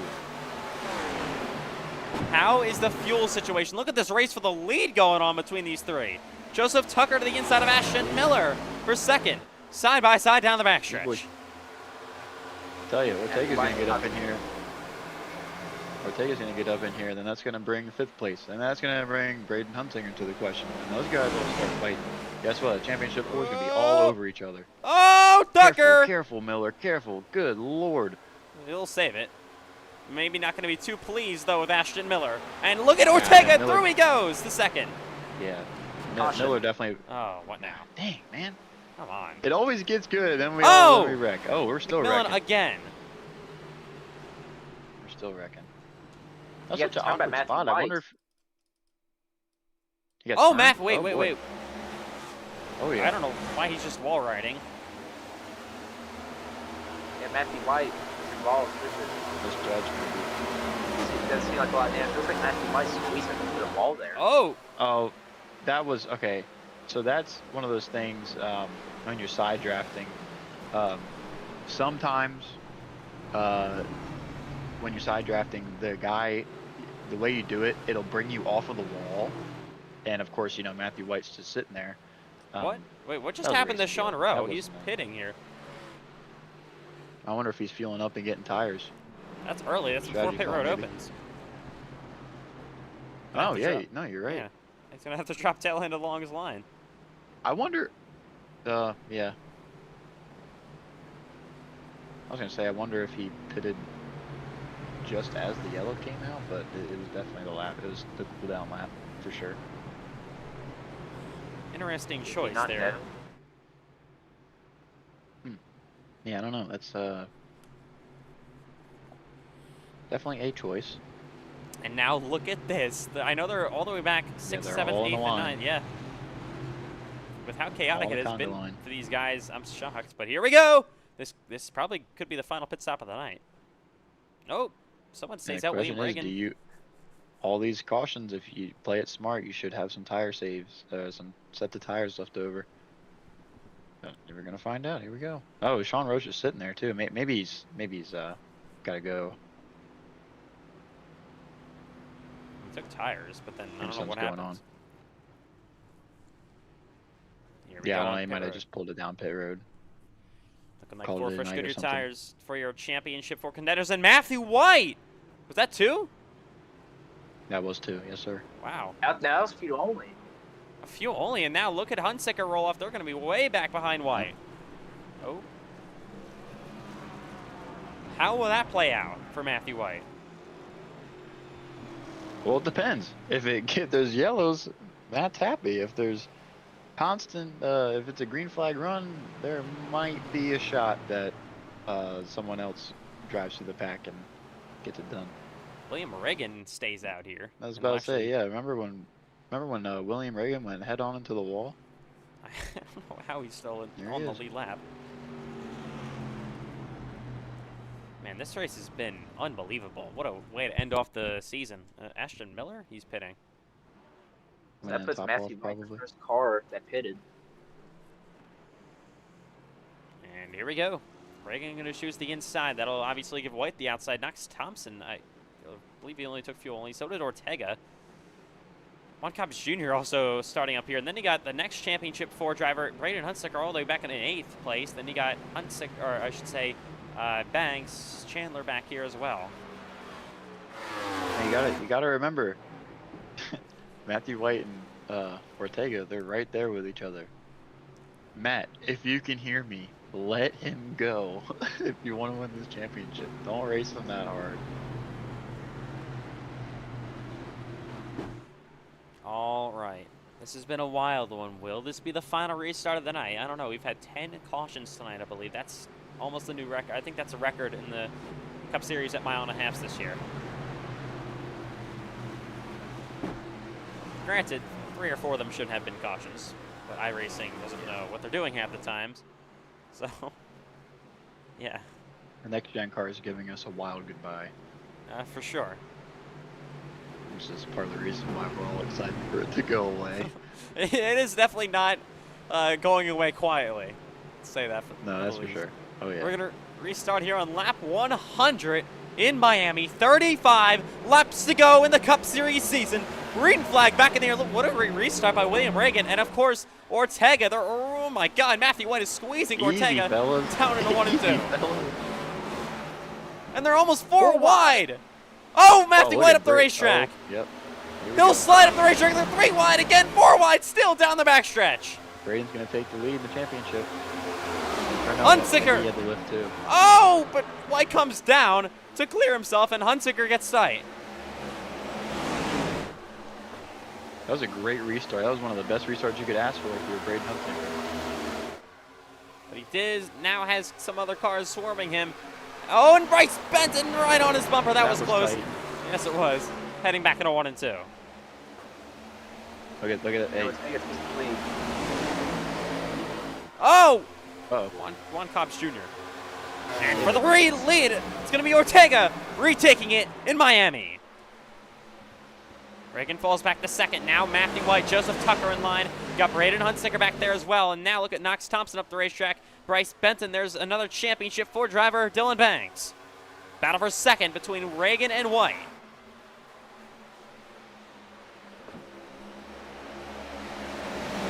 How will those fresher tires with Braden Huntsicker stand? Oh, these two. They almost get together down the backstretch. Reagan and Tucker. Huntsicker wants to try to get around these two as soon as possible. I know Reagan should be pretty easy, but I don't know how easy Tucker's going to make things. 3 wide. Oh, man. Careful, boys. Contact between Banks and Benton. Still 3 wide back into 1 and 2. And Benton going to pull almost a little bit of a mini slide job. Dylan Banks is thinking, what do I got to do? Oh, Tucker is all over the back bumper of Matthew White. Now it's just 1 car between him and Braden Huntsicker. Like I say, this thing, there's a lot of cautions. Matt's happy, but if this goes... Oh, he's sideways! He's already there. Uh-oh. Oh, and Tucker going to slam into the wall. Oh, man. That's unfortunate. Yeah. No, still green. But now, on his bumper, there is Matthew White. Had a very odd slide. And look at the 48 of Banks back to the inside on Benton. Still, though, stays in line. They're all starting to find each other, just 30 laps to go. Cameron Chandler all the way back to there in 11th place still.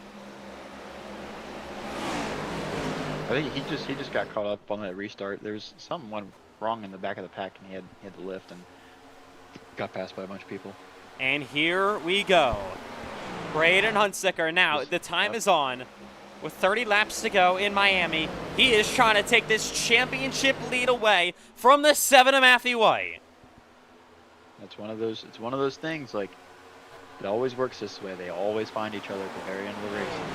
You know, you see Matt there lead the championship, Braden right behind him, and look off in the distance, just 1 car behind the 9. Dylan Banks finally coming back into the picture. Benton's got a good run down the front straightaway, but how much more tire saving are we going to see? Are they good on fuel as well?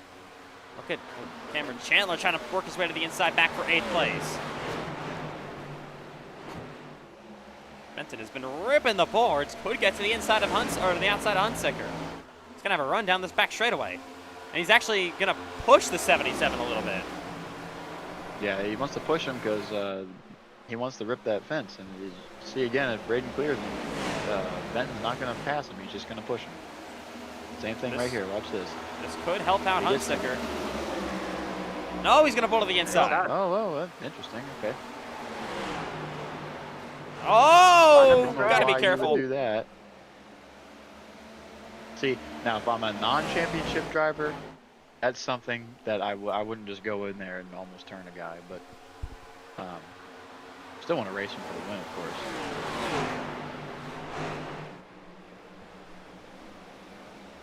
Benton up the racetrack again. Now Dylan Banks to his inside. Watch out for Dylan in these closing laps. Remember, he made a late rally to win the championship last season in Kansas. What can he do in Miami tonight? It's the Dylan long run Banks way, man. Braden Hunsicker, he is doing everything he can to try to chase down his teammate Matthew White. Another great friends, of course, teammates on and off the track. But when it comes down to things, you're racing for a Cup Series title. I don't think you're going to be giving over space to each other. An actual Cup Series title, too. The person who gets this is going to get a trophy. Yes. A lot on the line tonight. As Ortega continues to lead this race. That's just what everyone needs. Another reason to go race hard.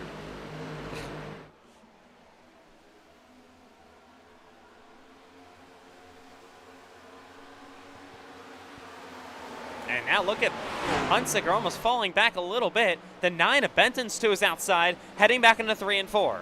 You got to think about, when is Hunsicker maybe going to try a different line? He's staying on the back cover of his teammate White. On the bottom. Yeah, it's definitely hurting him for sure. The dirty air is just not going to allow you to go anywhere. And here it is, Dylan Banks is the outside of the line. Oh, look at him! Here comes Banks, side by side, down the back stretch they go. You got to think. And he's clear. Yeah, you got to think the 9's burned up the stuff, ripping the boards for that long. Just gonna tuck in line here and get the best finish you can there. Yeah, you got to think about it. These Championship 4 guys may be waiting until the last 10 or so, 15 or so laps to be able to do that. Cameron Chandler, though, mired back in 9th right now. Yeah, unfortunately, Cameron's just blocked in. But I don't think there's really much he can do, especially when there's people racing in his lane that he likes so much. And I can tell you one thing right now, this car doesn't suit a lot of us, but if there's one person in the field that's always frustrated with this thing, it's that 8th car. Yeah. Look at Dylan Banks. He's starting to charge on Hunsicker, has a little bit of a bobble. Where is Banks going to go? He's going to stay on his bumper, down the front stretch again. Not going completely to the wall, but definitely a little higher through 1 and 2. In the middle line. Oh, he is there. He's there. Side by side. Down the back stretch they go. And back into 3 and 4. If you're Matthew White right now, man, you got to play defense. You got to play defense. Braden's going to race Dylan as hard as he can here because he knows the championship is right in front of those two. Matthew White's got it right now, but you just got to defend for all your life. Ortega doesn't even matter. Just, you got to fight for what you got. These two clean but hard racing. Banks powers around the outside and clears for 2nd in the championship. Now he'll try to run down Matthew White.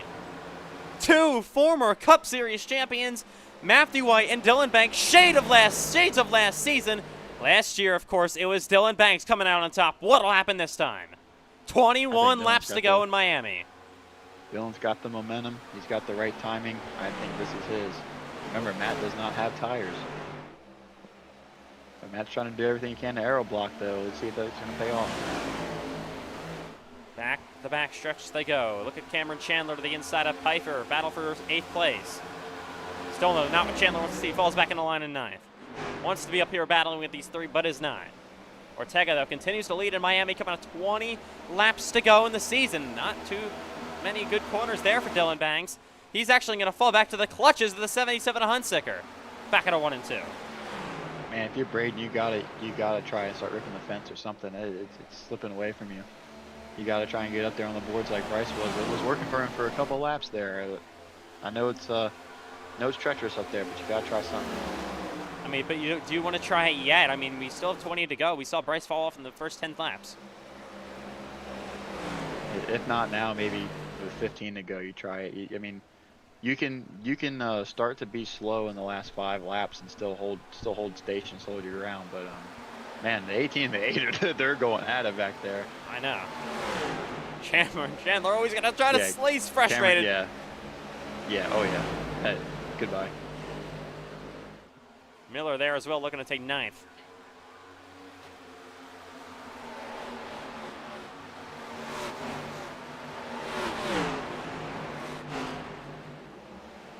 Pfeiffer gonna send it deep into the corner, back into 3 and 4. Chandler again on the outside lane. There's Ashton Miller back there in the 79 car. The only thing I'm worried with for Matthew White is him and Ortega do not like each other. Matthew White is closing on Ortega for the lead. I mean, this is a very, very tricky situation for him. Yeah, you can't race him too hard because you could have Banks there, but you also can't slow down too hard because you could have Banks there again. So it's you also know Banks has a run. Look at this down the front straightaway. You also know one thing for sure: Ortega is not going to let you go. He's not just going to pull over, especially for Matthew White. He's just not going to pull over. I mean, he might not even have to. Look at this! Here he comes. Here comes Dylan Banks, the inside of Matthew White, doing it on the bottom as they side draft down the backstretch. Battle for the championship, 17 to go in Miami. In the 3 and 4, where's Hunsicker gonna go? Banks getting squeezed to the inside. Braden gets a good run. He's gonna take a 3-wide bottom right here. Oh my God! Dylan loose. And here comes Hunsicker. And he's there to the outside. Look at Braden now ripping the boards. Yep, this is it. It's go time. Yep.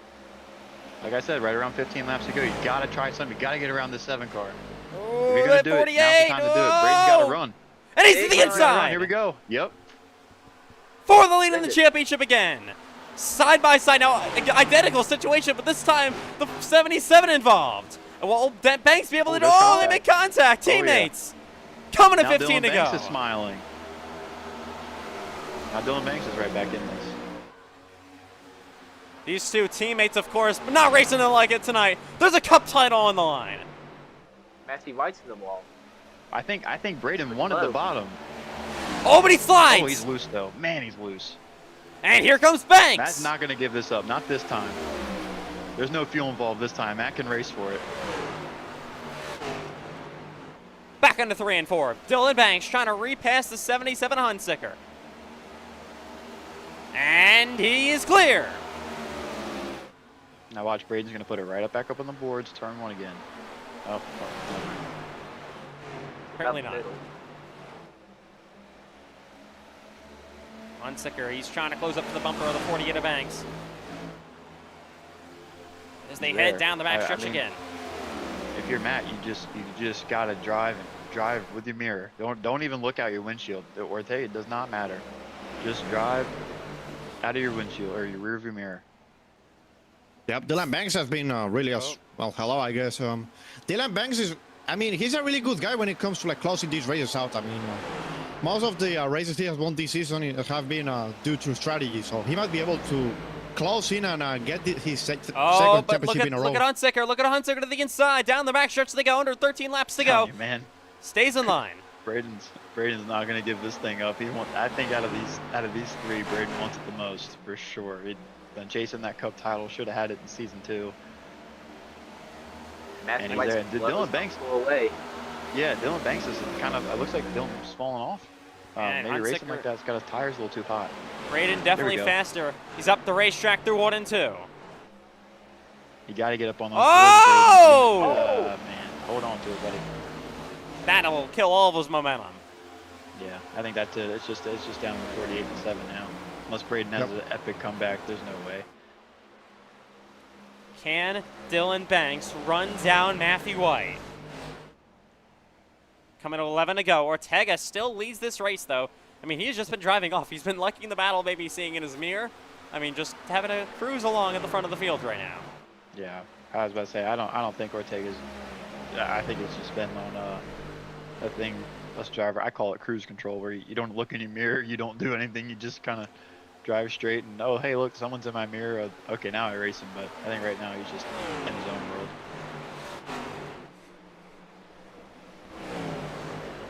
Yeah, but as long as Matt stays in front of the 48, like aero blocks him, I don't think there's any way that Dylan Banks. Oh! Oh no, yellow. What is Who that is it for? this time? No, oh my God, that's the. 08. Again, Knox Thompson causes a caution in these playoffs. That changes absolutely everything. Let's take a look. Here comes all by himself. Yep, I'm telling you, man. It's just a track. It's just so loose. Oh, what? Okay. Are we serious, iRacing? That was a caution? That was a weird spin, but Oh. nonetheless. Oh, that's why. I think that's still, why. what do you he do barely here? got back up Leaders. the track. Take That the was- tires. We take the track position. I'll tell you one thing right now. 100% the call is if you pit, the call is 2 tires. If you take I 4, think- you are screwed. I think Cameron Chandler here would be the one to stay out here. If these front, I think it'd do the opposite of what these front 3 do. If they pit, I think he might stay out here. You gotta do it. Here we There's- go. There's no way around it. Here they come. Who's gonna fake? Who's gonna fake? Is Cameron gonna stay out? No, Nope. he's pitting. Nope, he's coming. Pfeiffer, okay. Pfeiffer, the only one staying out. And here we go. This is the money stop. That's troublesome. Late Yeah, this is caution. good. Don't miss your box. Late Don't miss caution your to box. Miami. This is for the championship. This is the most important moment of the season. 9 to go. Caution comes out. Here we go. Leaders on pit road. I think Dylan got in his box a little bit better than Matt. Oh yeah. It's going to be it's going to be so close. Ortega, of course, off pit road first. Benton. Oh, but 2 Matt takes 2. tires. Yeah. And he beats Matt takes Benton. 2. Yep, that was. I think that's the championship right there. Unless Dylan and Braden can somehow, they have to get. I mean, they're not. I mean, I don't know. This Matthew's is not interesting. leading the Usually- race. Yeah, but usually, the winning call on these pit stops with this kind of car, this Gen 7 car, it's always 2 tires. If you take 2, you just have enough short speed rotation to hold off everything. But take a look at Pfeiffer. Dylan Banks and Braden Hunsinger. They're on 4 tires and they are not far behind. Pfeiffer here. This is No, they're not. here. Give him a few say that. laps and they're gonna be there. Give them a lap. I mean, it only separates him and Matt. They're going to be probably on the same row or like bumper to bumper. There's a choose right here, I think. Here we go. Yeah. Oh, Yep. White chooses the inside. Ortega, I bet Pfeiffer chooses the outside here. Yeah, see, look at that. Look what that just. Braden's on 4 tires and he's directly behind the championship. Same Oh, with man. Dylan. They're both 1 row behind. They're on the same row. This is an equal fight as it gets. And I think Braden and Dylan, if they get any sort of run on the second row, the 9 or the 7, they are going to take it 3 wide, maybe 4 wide. This is all aggression. There's no letting somebody in anymore. You do this for yourself, nothing else. I think, however, the bottom line might be in a better position here because the only car to stay out is the 18. We saw Cole Clausen do it, make it work. So I'm not saying it's a disadvantage, but I think the safest bet was to pick the bottom here, especially when we get to turn 1. Well, here we go. We are officially in this position with 7 laps to go. Oh, what is... That is crazy. What are we doing? Okay. Well, Well, gonna delay it. anyways, Okay. No, I don't think it's going to delay it. And Here. then moves Chandler up 1 more row behind Hunsinger. Yeah, here Yep. we go. 7 Pace car's laps in. to go to decide It's showtime, boys. 7 to go to decide a new Cup Series champion. Back to green. What Yep. a weird restart in the wall goes Reagan as we go back to green to Miami. They all slide over each other. They're 4 wide back there, heading back to 1 and 2. Look at the race for the championship. There is Dylan Banks up the racetrack. Matthew White as well. And the 77 Braden They're all there. Hunsinger. They're all there. Oh, Look at Cameron. Oh, they're wrecking. wrecking. help. Be yellow. Oh, shit. Yeah, that caution. And that puts all 4 cars next to each other. Kevin made a lot of ground there on that restart. Yeah, He's I'll up tell you. 6. I'll tell you, never, ever, ever count any one of these 4. Never count them out. that was Oh, Max they're- Thompson yeah, just that looks like runs. they're just fighting. Thompson caused the last caution, completely runs Reagan up the Gonna be racetrack. loose. That Oh, then, there's- No, oh, it was boy. a wreck. That's not good. look from the No, blue. it isn't. Ortega though still holds the lead through all of this. The race lead Now- took it. Hey, now if you're Matthew White, I think if you want it, your best bet to choose on the choose here is to follow Ortega. I know that Matt does not want to follow him to race. It wants to race him, but man, you gotta push him on this restart. You got because the inside line is just gonna have, or whatever line Ortega chooses is gonna have such an advantage. And Pfeiffer went always to the back. He slowed down, so that makes all 4 playoff drivers 2 through 6. They're all right there.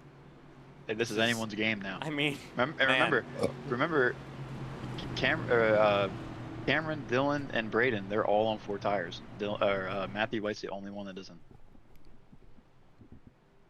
I mean, 2 tires really help when it comes to the immediate restart with this car because usually cold tires, what I tried in practice and throughout the race, the cold tires would have zero grip whatsoever. It would plow at the exit of the corner. So tires really give you like the rotation. However, if the run is like 10 laps, which is not the case, we're gonna restart with probably 3 to go.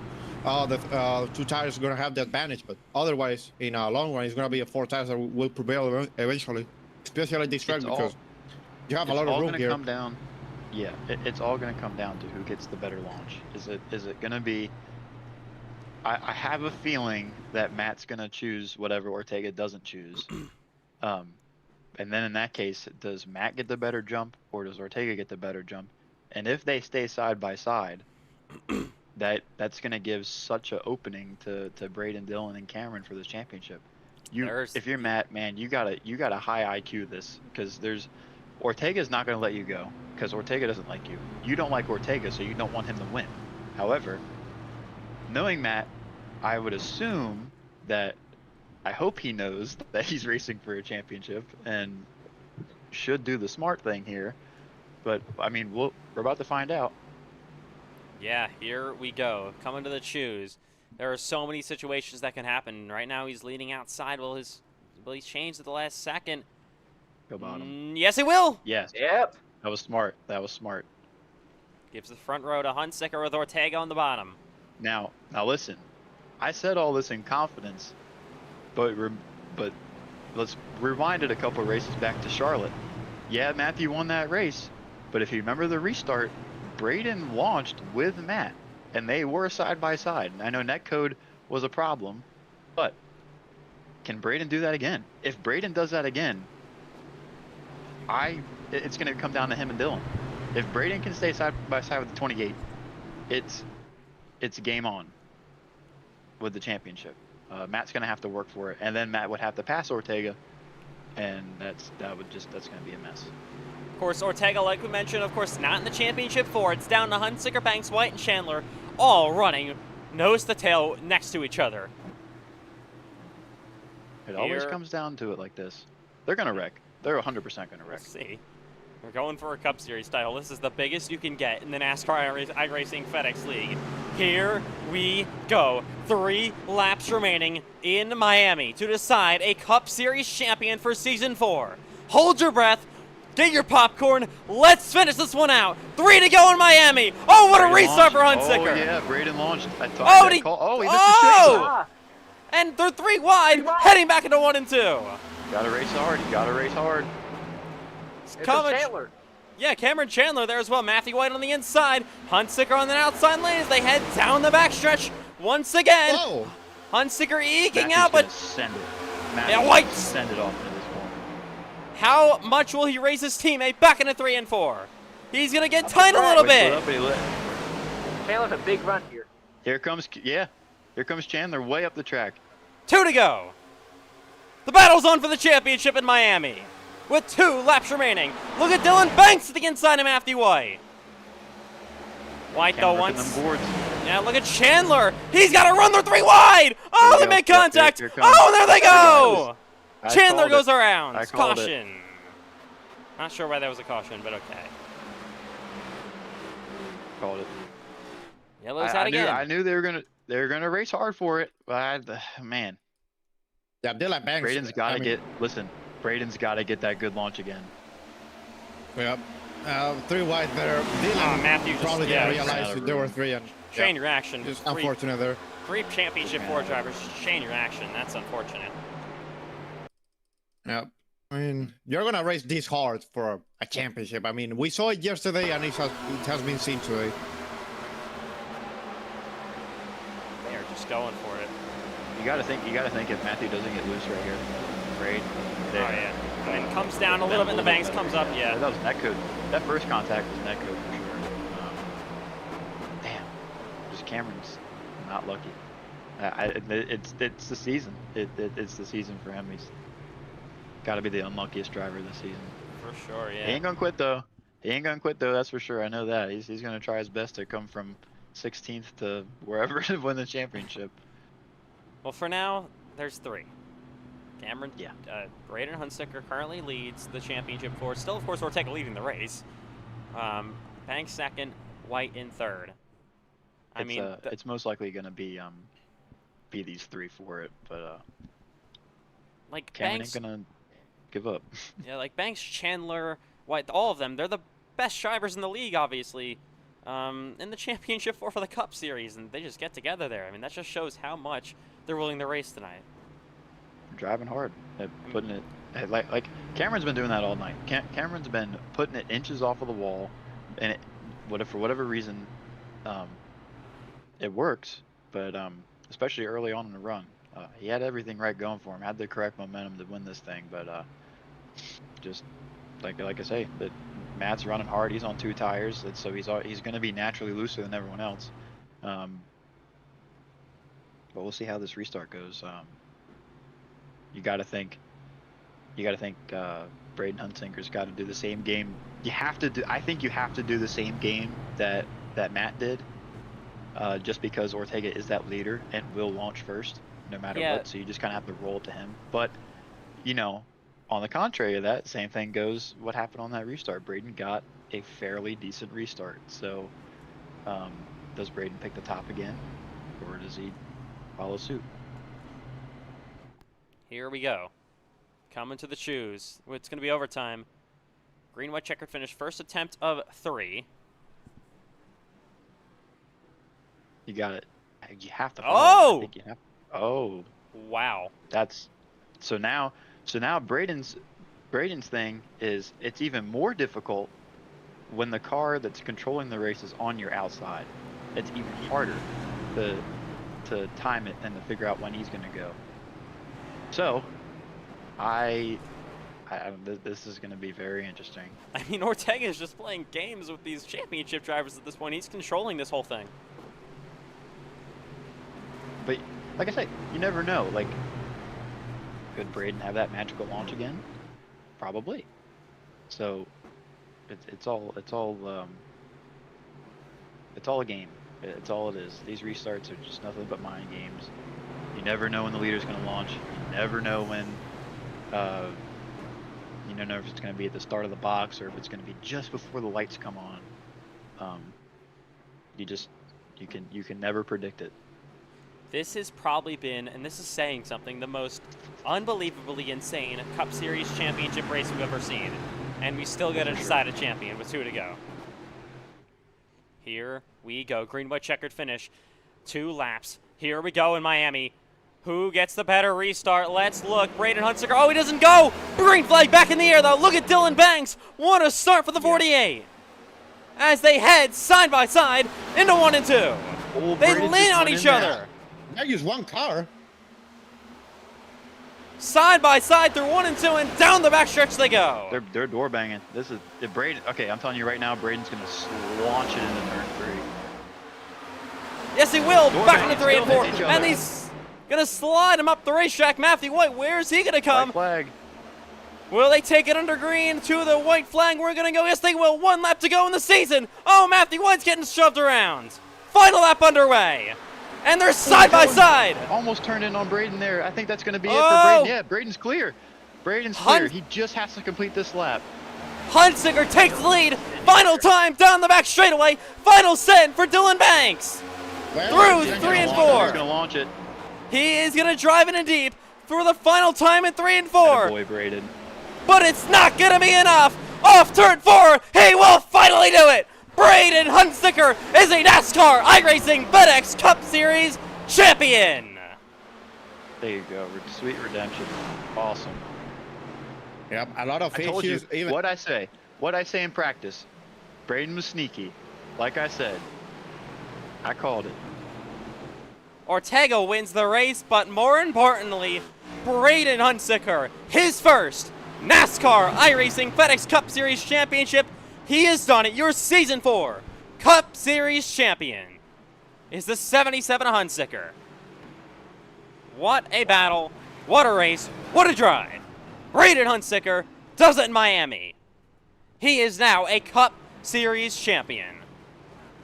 And everyone coming to congratulate him. Hunsicker has worked so hard for this moment.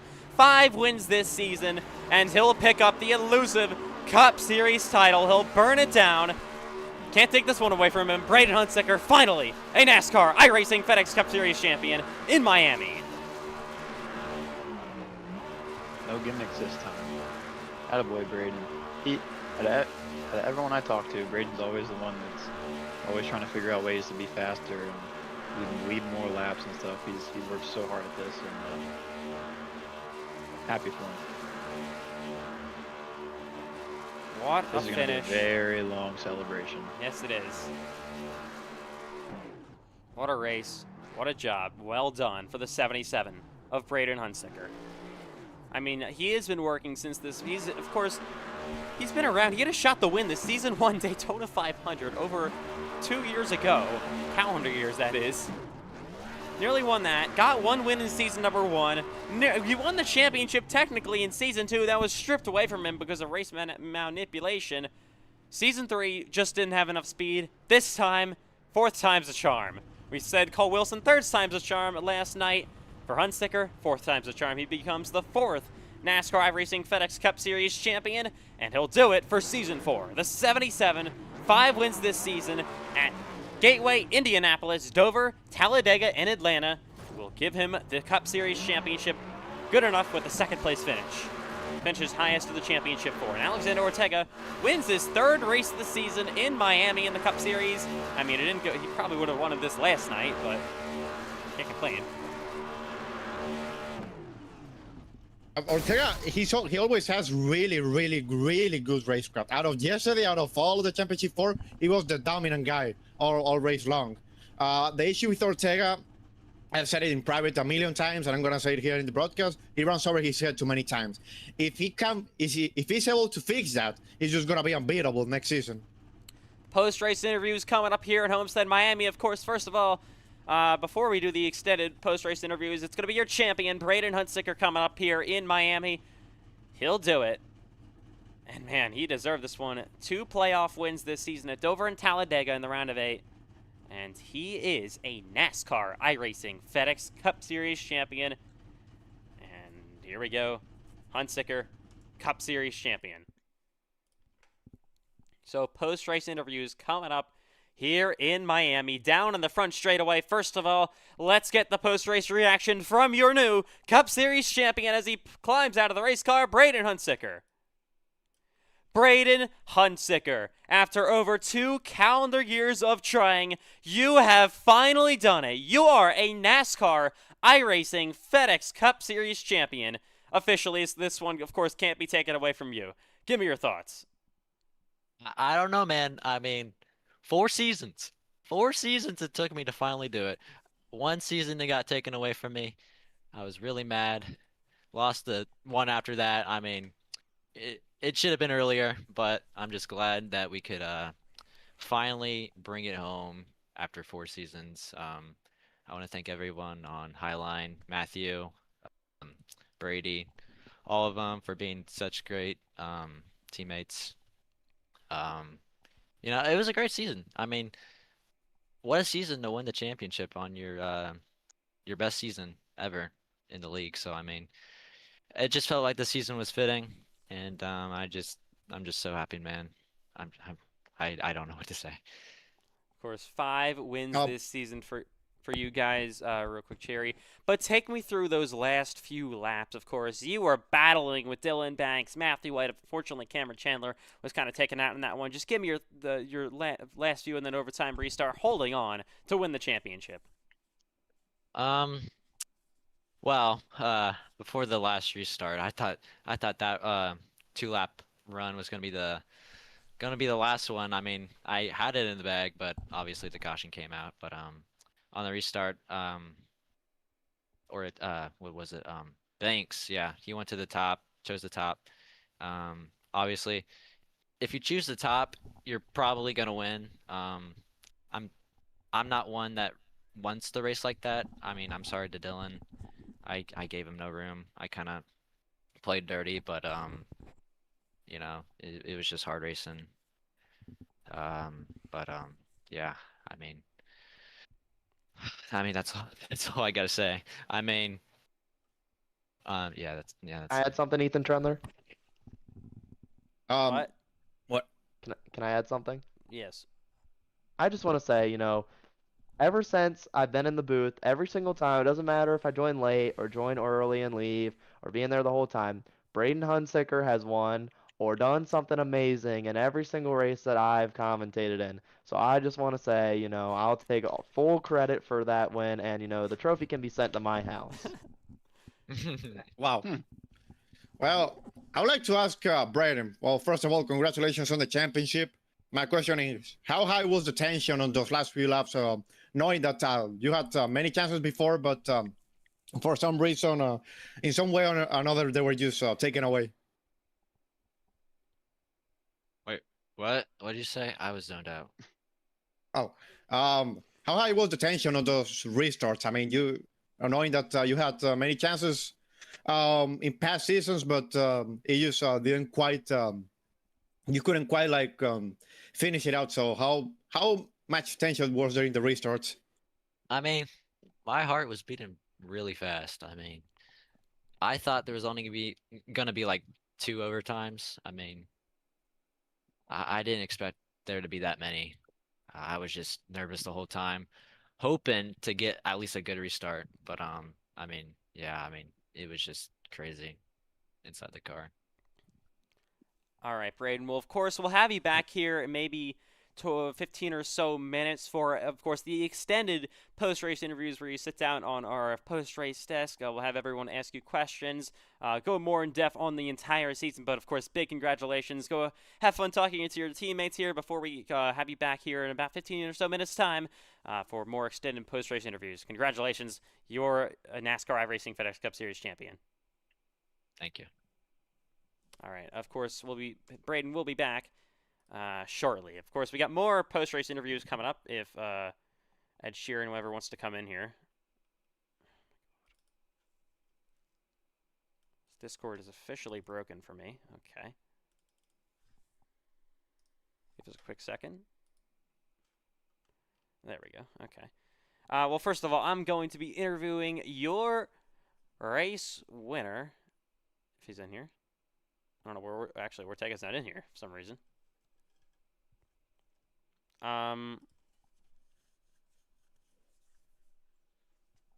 us a quick second. So then after that, next up, of course, going to be Dylan Banks.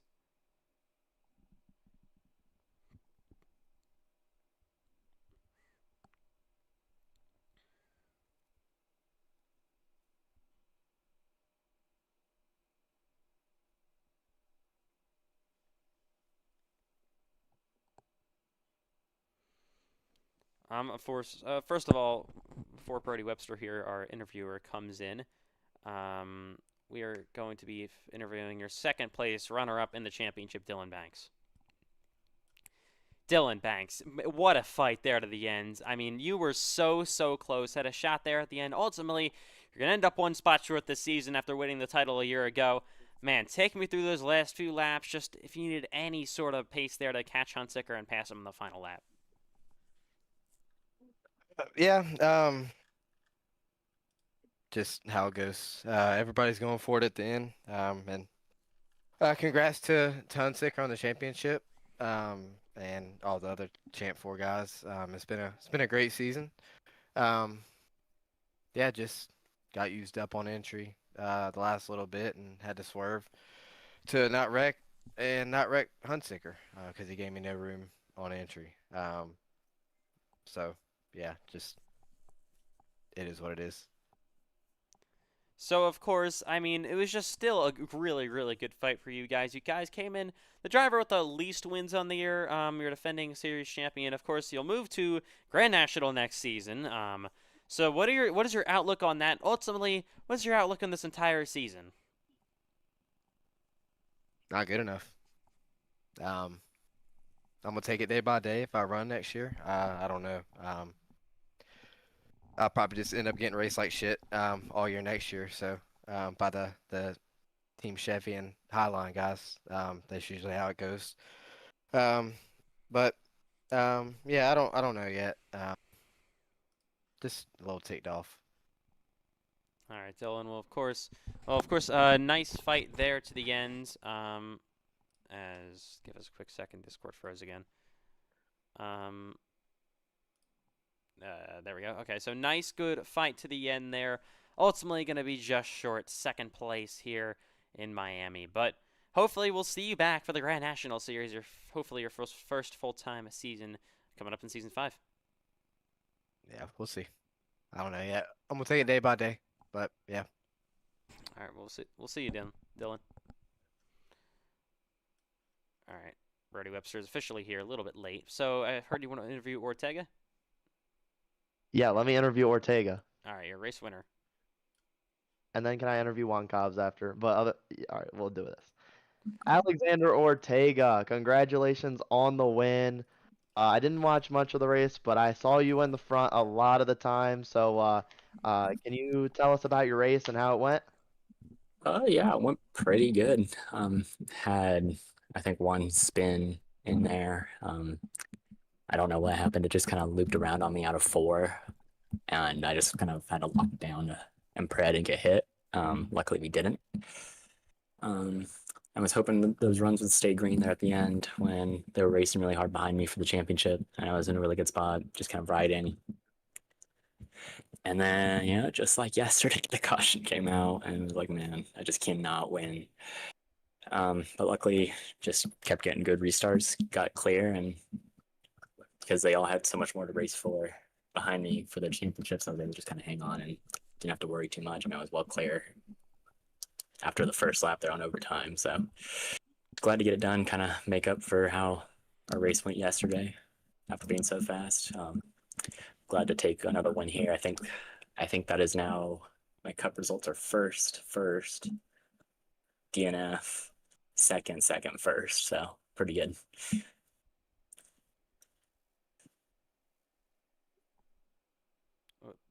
Brody Webster. Okay, he's sleeping now. He's gone. All right, let's bring. I might as well ask Ortega a question. So Sorry, I don't know why after your performances lately in Xfinity, because having been racing, you have been really like out the pace in the playoffs and in the Cup Series you have about won almost every race. So how much momentum does this give you for next season? That's a pretty good momentum. It's nice to close out one more for the part-time rider CWR. Yeah, I'm just gonna keep doing what we're doing. Pace has never been an issue for the most part. Just dumb luck. And it tried to get us again tonight, but we were able to beat it. I'd say fairly cleanly. I know Matthew was hitting me super early in the race. I don't really know why. I think he was mad that I tried to pass him. But yeah, just gonna carry this forward next season. Look forward to it. Announce my plans here with the next couple days, hopefully, and see what we can do next year. Hey, Ortega, would you like to announce what team you're signing to? Can I take a guess? And if I get it right, you can say. Sure. All right, is it ETR? Do they even have seats open? I thought they were full. Oh shoot, it's not ETR. No, I'm just kidding. Yeah, we're going to ETR next season. We're I joining. knew it. You little fat. I knew it. You were trolling. Yeah, Oh, joining Dylan Banks and Matt Malone, or not Matt Malone. God, Jacob Malone. My fault. Matt Malone. should be Jeez should be Louise. should be a solid group there next year. Looking forward to it. And again, a big shout out to the CWR group. It's been a pleasure this last Can we year. get a shout out for Fat and Friends too? No, I got my Instagram blown up by y'all, so It wasn't me, okay? I can't do anything about our social media manager. but yeah, looking forward to next year. Big shout out CWR. It's been one hell of a year. Glad to have gotten what that makes it 6 wins, combining Cup and Xfinity. Big congrats again to Cole yesterday getting the champ done. Dude's been through it a lot. Third time was in fact the charm. Yeah, we move on to next year and see what we can do then. All right, Alexander. Well, of course, we'll see you in the ETR team shop in the next few days. And, of course, big congratulations on the win here in Miami. We'll see you next season in Daytona. Yeah, thank you, man. Looking forward to it. Can I make a driver announcement, Ethan Trendler? Sure. Can you check if Juan Cobbs is in the VC? Okay. And if not, can you check if TJ Moon's in the VC? TJ Moon is. Why am I still here? So Why am I in here? TJ Moon, you're joining Fat and Friends, right? Hell no. All right, goodbye, TJ Moon. All right, we're down. Goodbye, everybody. Hope you have a great night. And this was Brody Webster. All right. Anyways, more post-race interviews coming up here for the championship in Miami. We'll have real quick. We'll have your championship 4 coming up here. So first of all, the next championship 4 driver gonna be Cameron Chandler. Ultimately finished last, the final 4 drivers in 10th place in the race. Cameron Chandler. It just unfortunately looked like it was just not meant to be for you guys tonight. Got involved in a couple of wrecks there. You battled hard, made your way through the field a couple of times tonight. Ultimately, you guys are going to last the championship 4 in 4th and 10th place in the race as well. Still battled back a little bit there at the end to get a better finish. Just take me through what was happening there towards the end of the race. Yeah, I went into the race already knowing, not expecting to win the championship or anything. So just, I would say try to have fun, but this car's a piece of junk. You can't really do much with it. So we started 3rd, and I just tried to save, but people keep wrecking in the back, and no one really knew how to drive. We got taken out by Cherry early on, and the car turned to a piece of shit. And it never really got back to how it was before the wreck, and I really thought on that green-white checker, the first one, or whenever it was before I got taken out, I thought we had a good chance ripping the top. We're top of 3 on Matthew and Dylan and running down Braden, and just how my season's been going, just get taken out. So this awful car is finally getting put down. I never have to drive this car again, and we have a real car in Daytona soon. Yeah, so of course, obviously you've been looking forward to the Season 5 for a while. I mean, how much excitement is there with that Season 5 Gen 4 car for you? I mean, yeah, we actually get a car you can race in traffic with. You can, you don't have a guy, I'm not going to, it doesn't even matter. Everyone does it. You're not going to have people just running the top and dirty air blocking and impossible to pass them. And actually, we'll take some tire saving, some knowledge. Hopefully people don't decide to turn every race into a demolition derby like we had tonight. And yeah, we got a real race car finally. All right, Cameron. Well, fortunately, good run on the run still tonight. Still last championship 4 drivers, 10th place in the race. But we'll see you in Daytona coming up for preseason Thunder in a few, maybe about a month or so, 3 weeks maybe. Yeah, nice try to you, Ethan. Wow, unbelievable. Yeah, you're on. All right, moved. Anyways.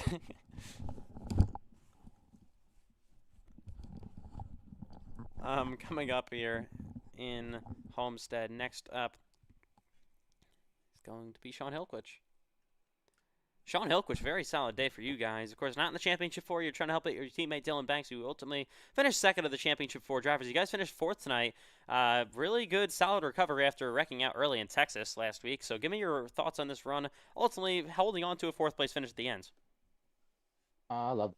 So I was really excited to come here. I knew I can definitely compete with the Champ 4 guys, and I just never got to the front really. Had a couple opportunities to, uh, strategies, do tires, but honestly, every time I got up there, something would happen. I had the incident where I did wreck, and by some miracle of God, I only had 15 seconds of damage, and then I get back up there, and then Matthew White sends me because he's tired of racing me for seventh after I have 20 lap pressure tires. So I'm not happy with the seven car after that race.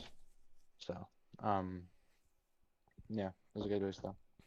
How much, though, is this a confidence booster heading in, of course, next season? A whole brand new car, obviously, a lot more to learn, but is this a nice confidence boost, do you think, heading to season number 5 here in the Cup Series? Yeah, I'm excited. I think I learned every race since it being just my first season, just understanding how the races go, what's typically gonna happen, how the strategy is gonna work out. So, just having more experience for next year is gonna hopefully lead to some more wins and Champ 4 appearance and hopefully championship next year. All right, Sean. Well, of course, nice job. Fourth place run tonight. Of course, great job throughout the season. Very happy to have you, of course, along as a driver, especially, of course, for next season as well at ETR. And good luck, of course, heading into next season. And we'll see you in Daytona for Season 5 Cup Series Preseason Thunder. Yeah, Preseason Thunder coming up, and we'll announce the dates a little bit later. All right, next up, how about Ashton Miller came home 6th tonight? Ashton Miller, solid run tonight after winning in Texas last week. Unfortunately, not advancing to the Final Four, but you still finished in 6th tonight here at Homestead-Miami Speedway. So a very solid day for you in the 79 car tonight. Give me your thoughts on some of the highs and lows of your day here in Homestead. Yeah, just pretty good. Not that good of a race, honestly. Yeah, just kind of a crappy race, man. The car, we couldn't really do anything. We were trying our best, and then our strat and pit road kind of messed us up. We forgot to take tires there, and yeah, overall, it could have been better for us. And just glad the season's over. I start looking forward to December when we start up again, and this time it'll be a different car. Yeah, so speaking about that, what is your confidence level in the Gen 4? I know I've talked to you before. You said might have to even buy a brand new wheel to handle that race car. So how's that looking, and how's your confidence level for Season 5? Honestly, our confidence isn't that high because, I mean, we've been running the next gen for so long, and I guess the only car really we've had some sort of resemblance to is the Xfinity car.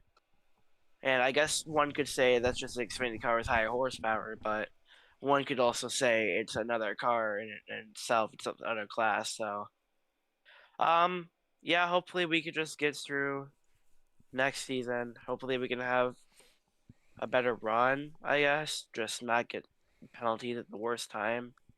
And yeah, hopefully we can do better from there. All right, Ashton. Well, nice job on a great season. Of course, you won your first ever race this year as well. Ultimately, we'll finish in 6th here in the finale, and we will see you next season in Daytona. Thanks. That was Ashton Miller. All right, coming up next, got to be Bryce Benton, finished 7th. Bryce Benton, you saw you guys ran inside the top 10 for most of the day. You also got caught up in a couple incidents there.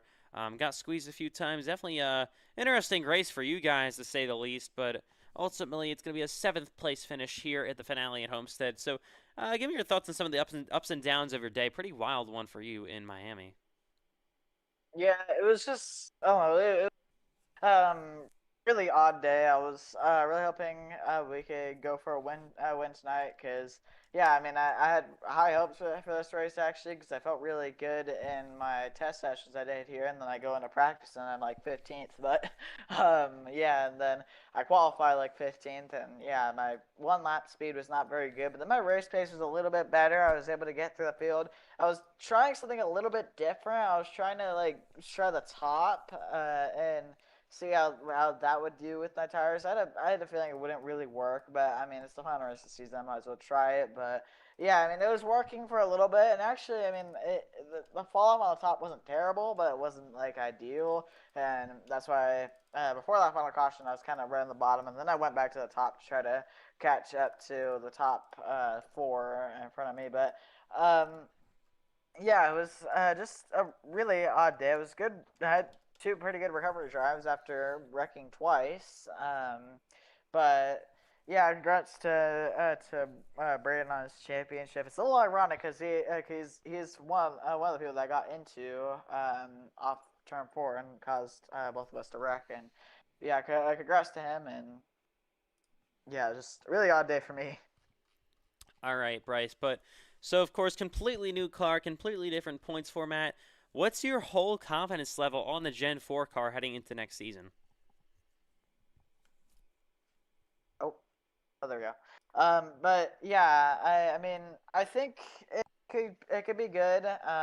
It's I don't know. I don't really consider Gen 4 like my best car. The new Gen 4. I've said it like a bunch of times. I'm actually really good in the old Gen 4, like back when Arca was a thing, the old Arca, and yeah, it's pretty good in the higher horsepower, the Gen 4, the actual Cup car.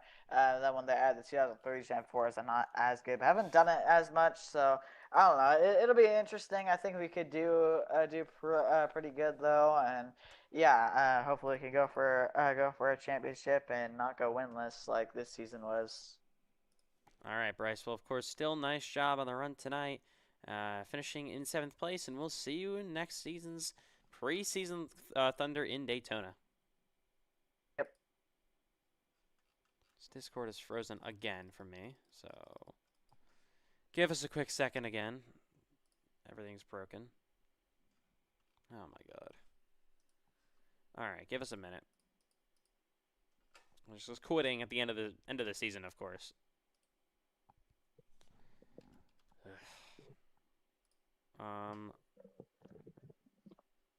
All right. Yeah, it's broken. I'll be right back in Miami.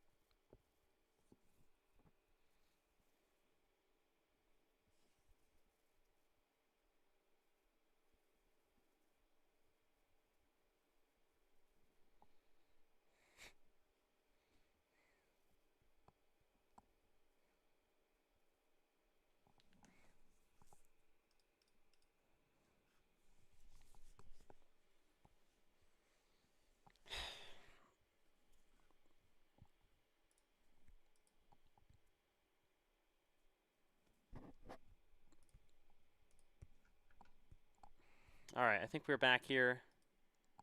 Once again, I really appreciate Discord for doing that. Anyways, got it. All right, thank God. We're back in Miami here in the interview waiting room. Coming up next, will be Zane Rahman, finished 9th. Zane Rahman, back-to-back 9th place finishes here in the Cup Series for you. A really, really solid day. You beat a Championship 4 driver, Cameron Chandler, as well. And ultimately, you guys will get back-to-back career best finishes for you. So take me through your thoughts on the end of this season. 2 back-to-back races of those. Yeah, I'm really proud of this team track speed group for what they've given me this season. So yeah, great run we had today along with Knox. It was a shame he kind of like spun on one coming to checkered, but overall the day went really great. I'm glad I managed to survive all that chaos at the beginning. So yeah. All right, so of course it's a brand new car for the Cup Series. You'll be full time in the Xfinity Series again. What kind of confidence level do you have in that Cup car when you run part time, and then of course the Xfinity Series also? Well, yeah, I mean, since everyone's like shifting back to the Gen 4 cars, so I'm hoping that that will be like a little bit better than next gen, like the part-time starts I had this season. So, yeah, I'm really hoping for that. All right, Zane, well, nice job here on the run tonight. We'll see you in Daytona for preseason Thunder. Yep, thank you. One last thing, quick shout out to Max DiFilippi for founding this team. I'm really thankful. He gave me a ride since I kind of like got let go by the other team I had planned. But yeah, once again, thank you, Max, for founding Track Speed Racing. All right, well, we'll see you next season. Thank you.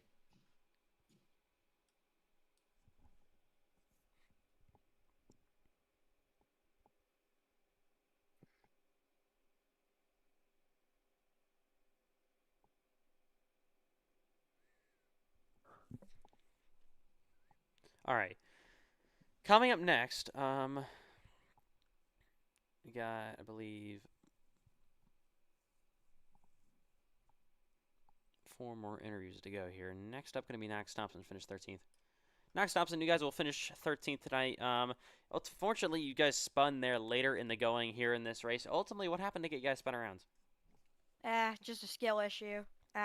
Just got really, really loose out of the corner. I was been struggling with coming out of just randomly coming out of the corners. Just randomly gets loose. I don't know why, but it was a struggle tonight. Surprised that I even finished that race with how bad I was doing, but pretty decent finish. I'm still pretty disappointed about the last lap incident with Reagan, but other than that, it was okay race. All right, so heading to next season, of course, you're going to be full-time in the Xfinity Series. So what is your confidence level on that? Of course, full season points. I feel like I can do well. I can sometimes finish good race. With my luck, I'll probably finish dead last in the points, but I'll be here mostly every week, so I feel like I have a better chance with full season points than playoffs. All right, well, nice job on the starts you've done this season part-time, and we'll see you next season where you're full-time in Xfinity. Thank you. Or Grand National, actually, I should say. All right, coming up next here, going to be Brandon Pfeiffer, finished 14th. Brandon Pfeiffer, 14th place finish for you guys. I mean, it was a up and down day. He saw you running inside the top 5 at one point. Ultimately, you guys will finish here in 14th. Just give me your thoughts on the last few restarts there. Yeah, I was out of tires there at the end from the spin earlier in the race, but all in all, I thought it was pretty good. Yeah, was glad to run for CHR for one final race, and can't wait to see what next season's going to bring. All right, so yeah, heading, of course, to next season. I believe, what is your plans for next year? I will be full-time Cup under the GRM. All right, so that's big news, of course, there. Full-time in the Cup Series. That's a big step up from the Xfinity Series. Of course, you did a lot of Cup starts to end this year. What is your confidence level? You maybe think you can make the chase next season? I think so. I like the Gen 4 a lot. I feel like that's one of my better cars, so hopefully I have a little bit more experience with these cars and have a good chance. All right, Brandon, well, nice job here on the run tonight. And the run at the end of this season, we'll see you in Daytona for Cup Series preseason Thunder. See ya.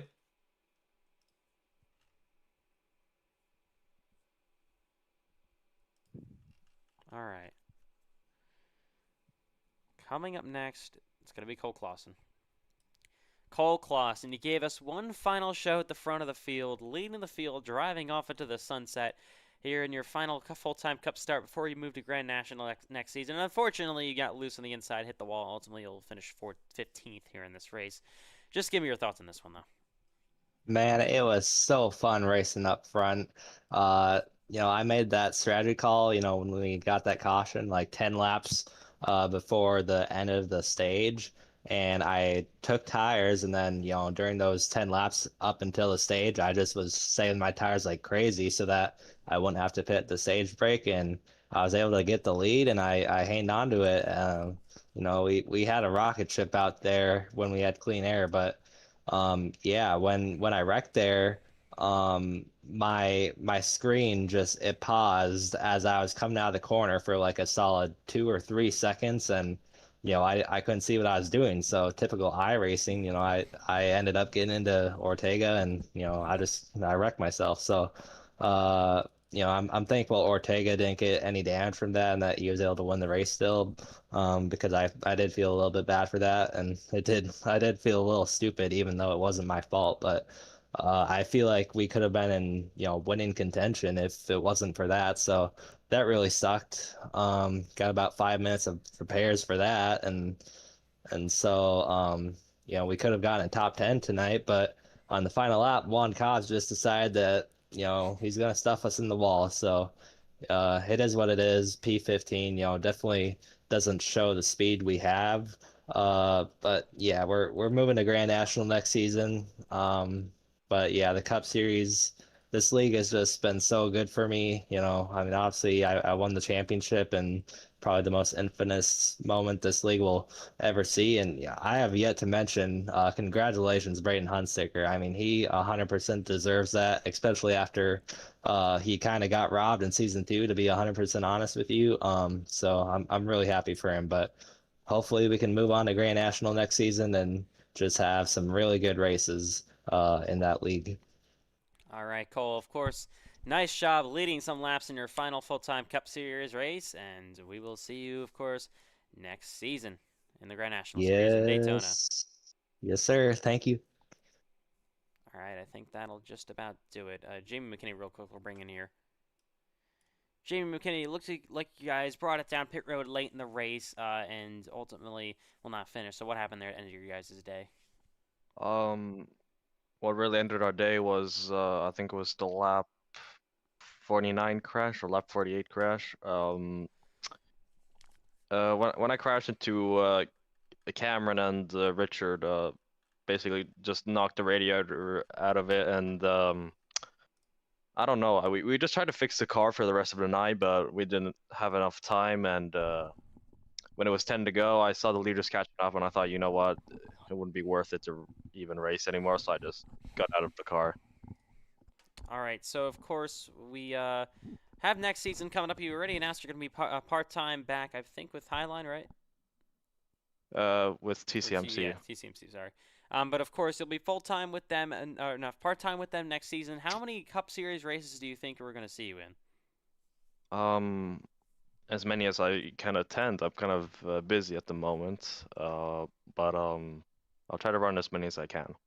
All right, Jamie. Well, of course, thanks for coming out here once again in one of your part-time starts, and we will see you in the part-time starts you make next season. Yep, see ya.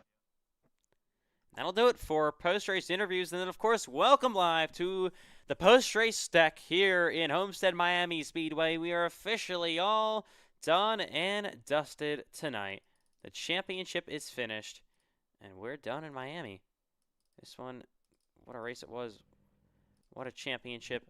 What a finale. And we got Braden Huntsicker here, your NASCAR iRacing FedEx Cup Series Season number 4 champion. So, Braden, I know we interviewed maybe about 25 or so minutes ago, but you were able to soak it in maybe a little bit. Do you have any more thoughts on, ultimately, just first of all, thoughts on what happened tonight?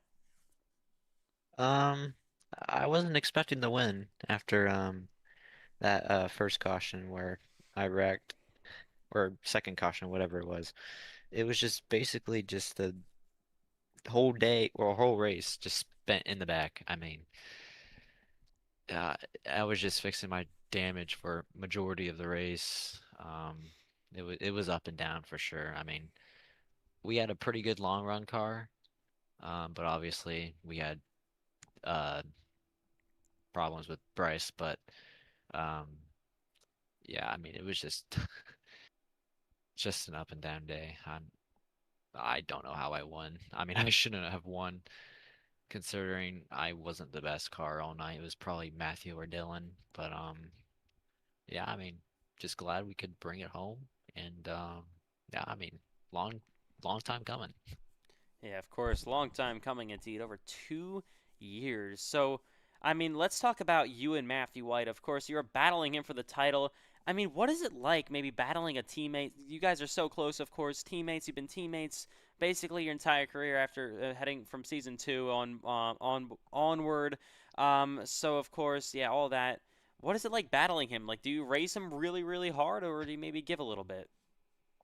Um, yeah, I mean, it's great racing with Matthew. I mean, me and him have tons of respect for each other. We race each other really cleanly. I've had nothing but respect with him for majority of the seasons I participated in, minus season 1. I mean, he was just a terrorist season 1, but after that, we become best friends and just had nothing but respect with him on the track. Um, we try to race each other as hard as we can, but with the most respect. He's just a great competitor. He loves to win, and he's just a great driver. So yeah, just a great teammate. Yeah. So of course, sorry to keep you up even more. We've been here for over 3 hours, but still got a couple more questions to go here. So, of course, obviously outside of winning the championship, what was maybe your favorite moment? Maybe give us one of your favorite wins out of the 5 you've had overall throughout the season. What was your favorite moment of the year, I guess, for Cup this season? Definitely Indy. I mean, coming from the back to the front when it was really difficult to do that was just amazing. I don't know how I did that personally. I mean, it was a great drive going from 18th to first in 5 laps, especially at a track like Indy. Um, yeah, that's probably my favorite moment of the year. So of course, you also have a championship, real championship trophy. Well, so I'll talk to you about that later on, how that's all gonna work. God help me, FedEx. Hopefully, it doesn't take a long time to do all this.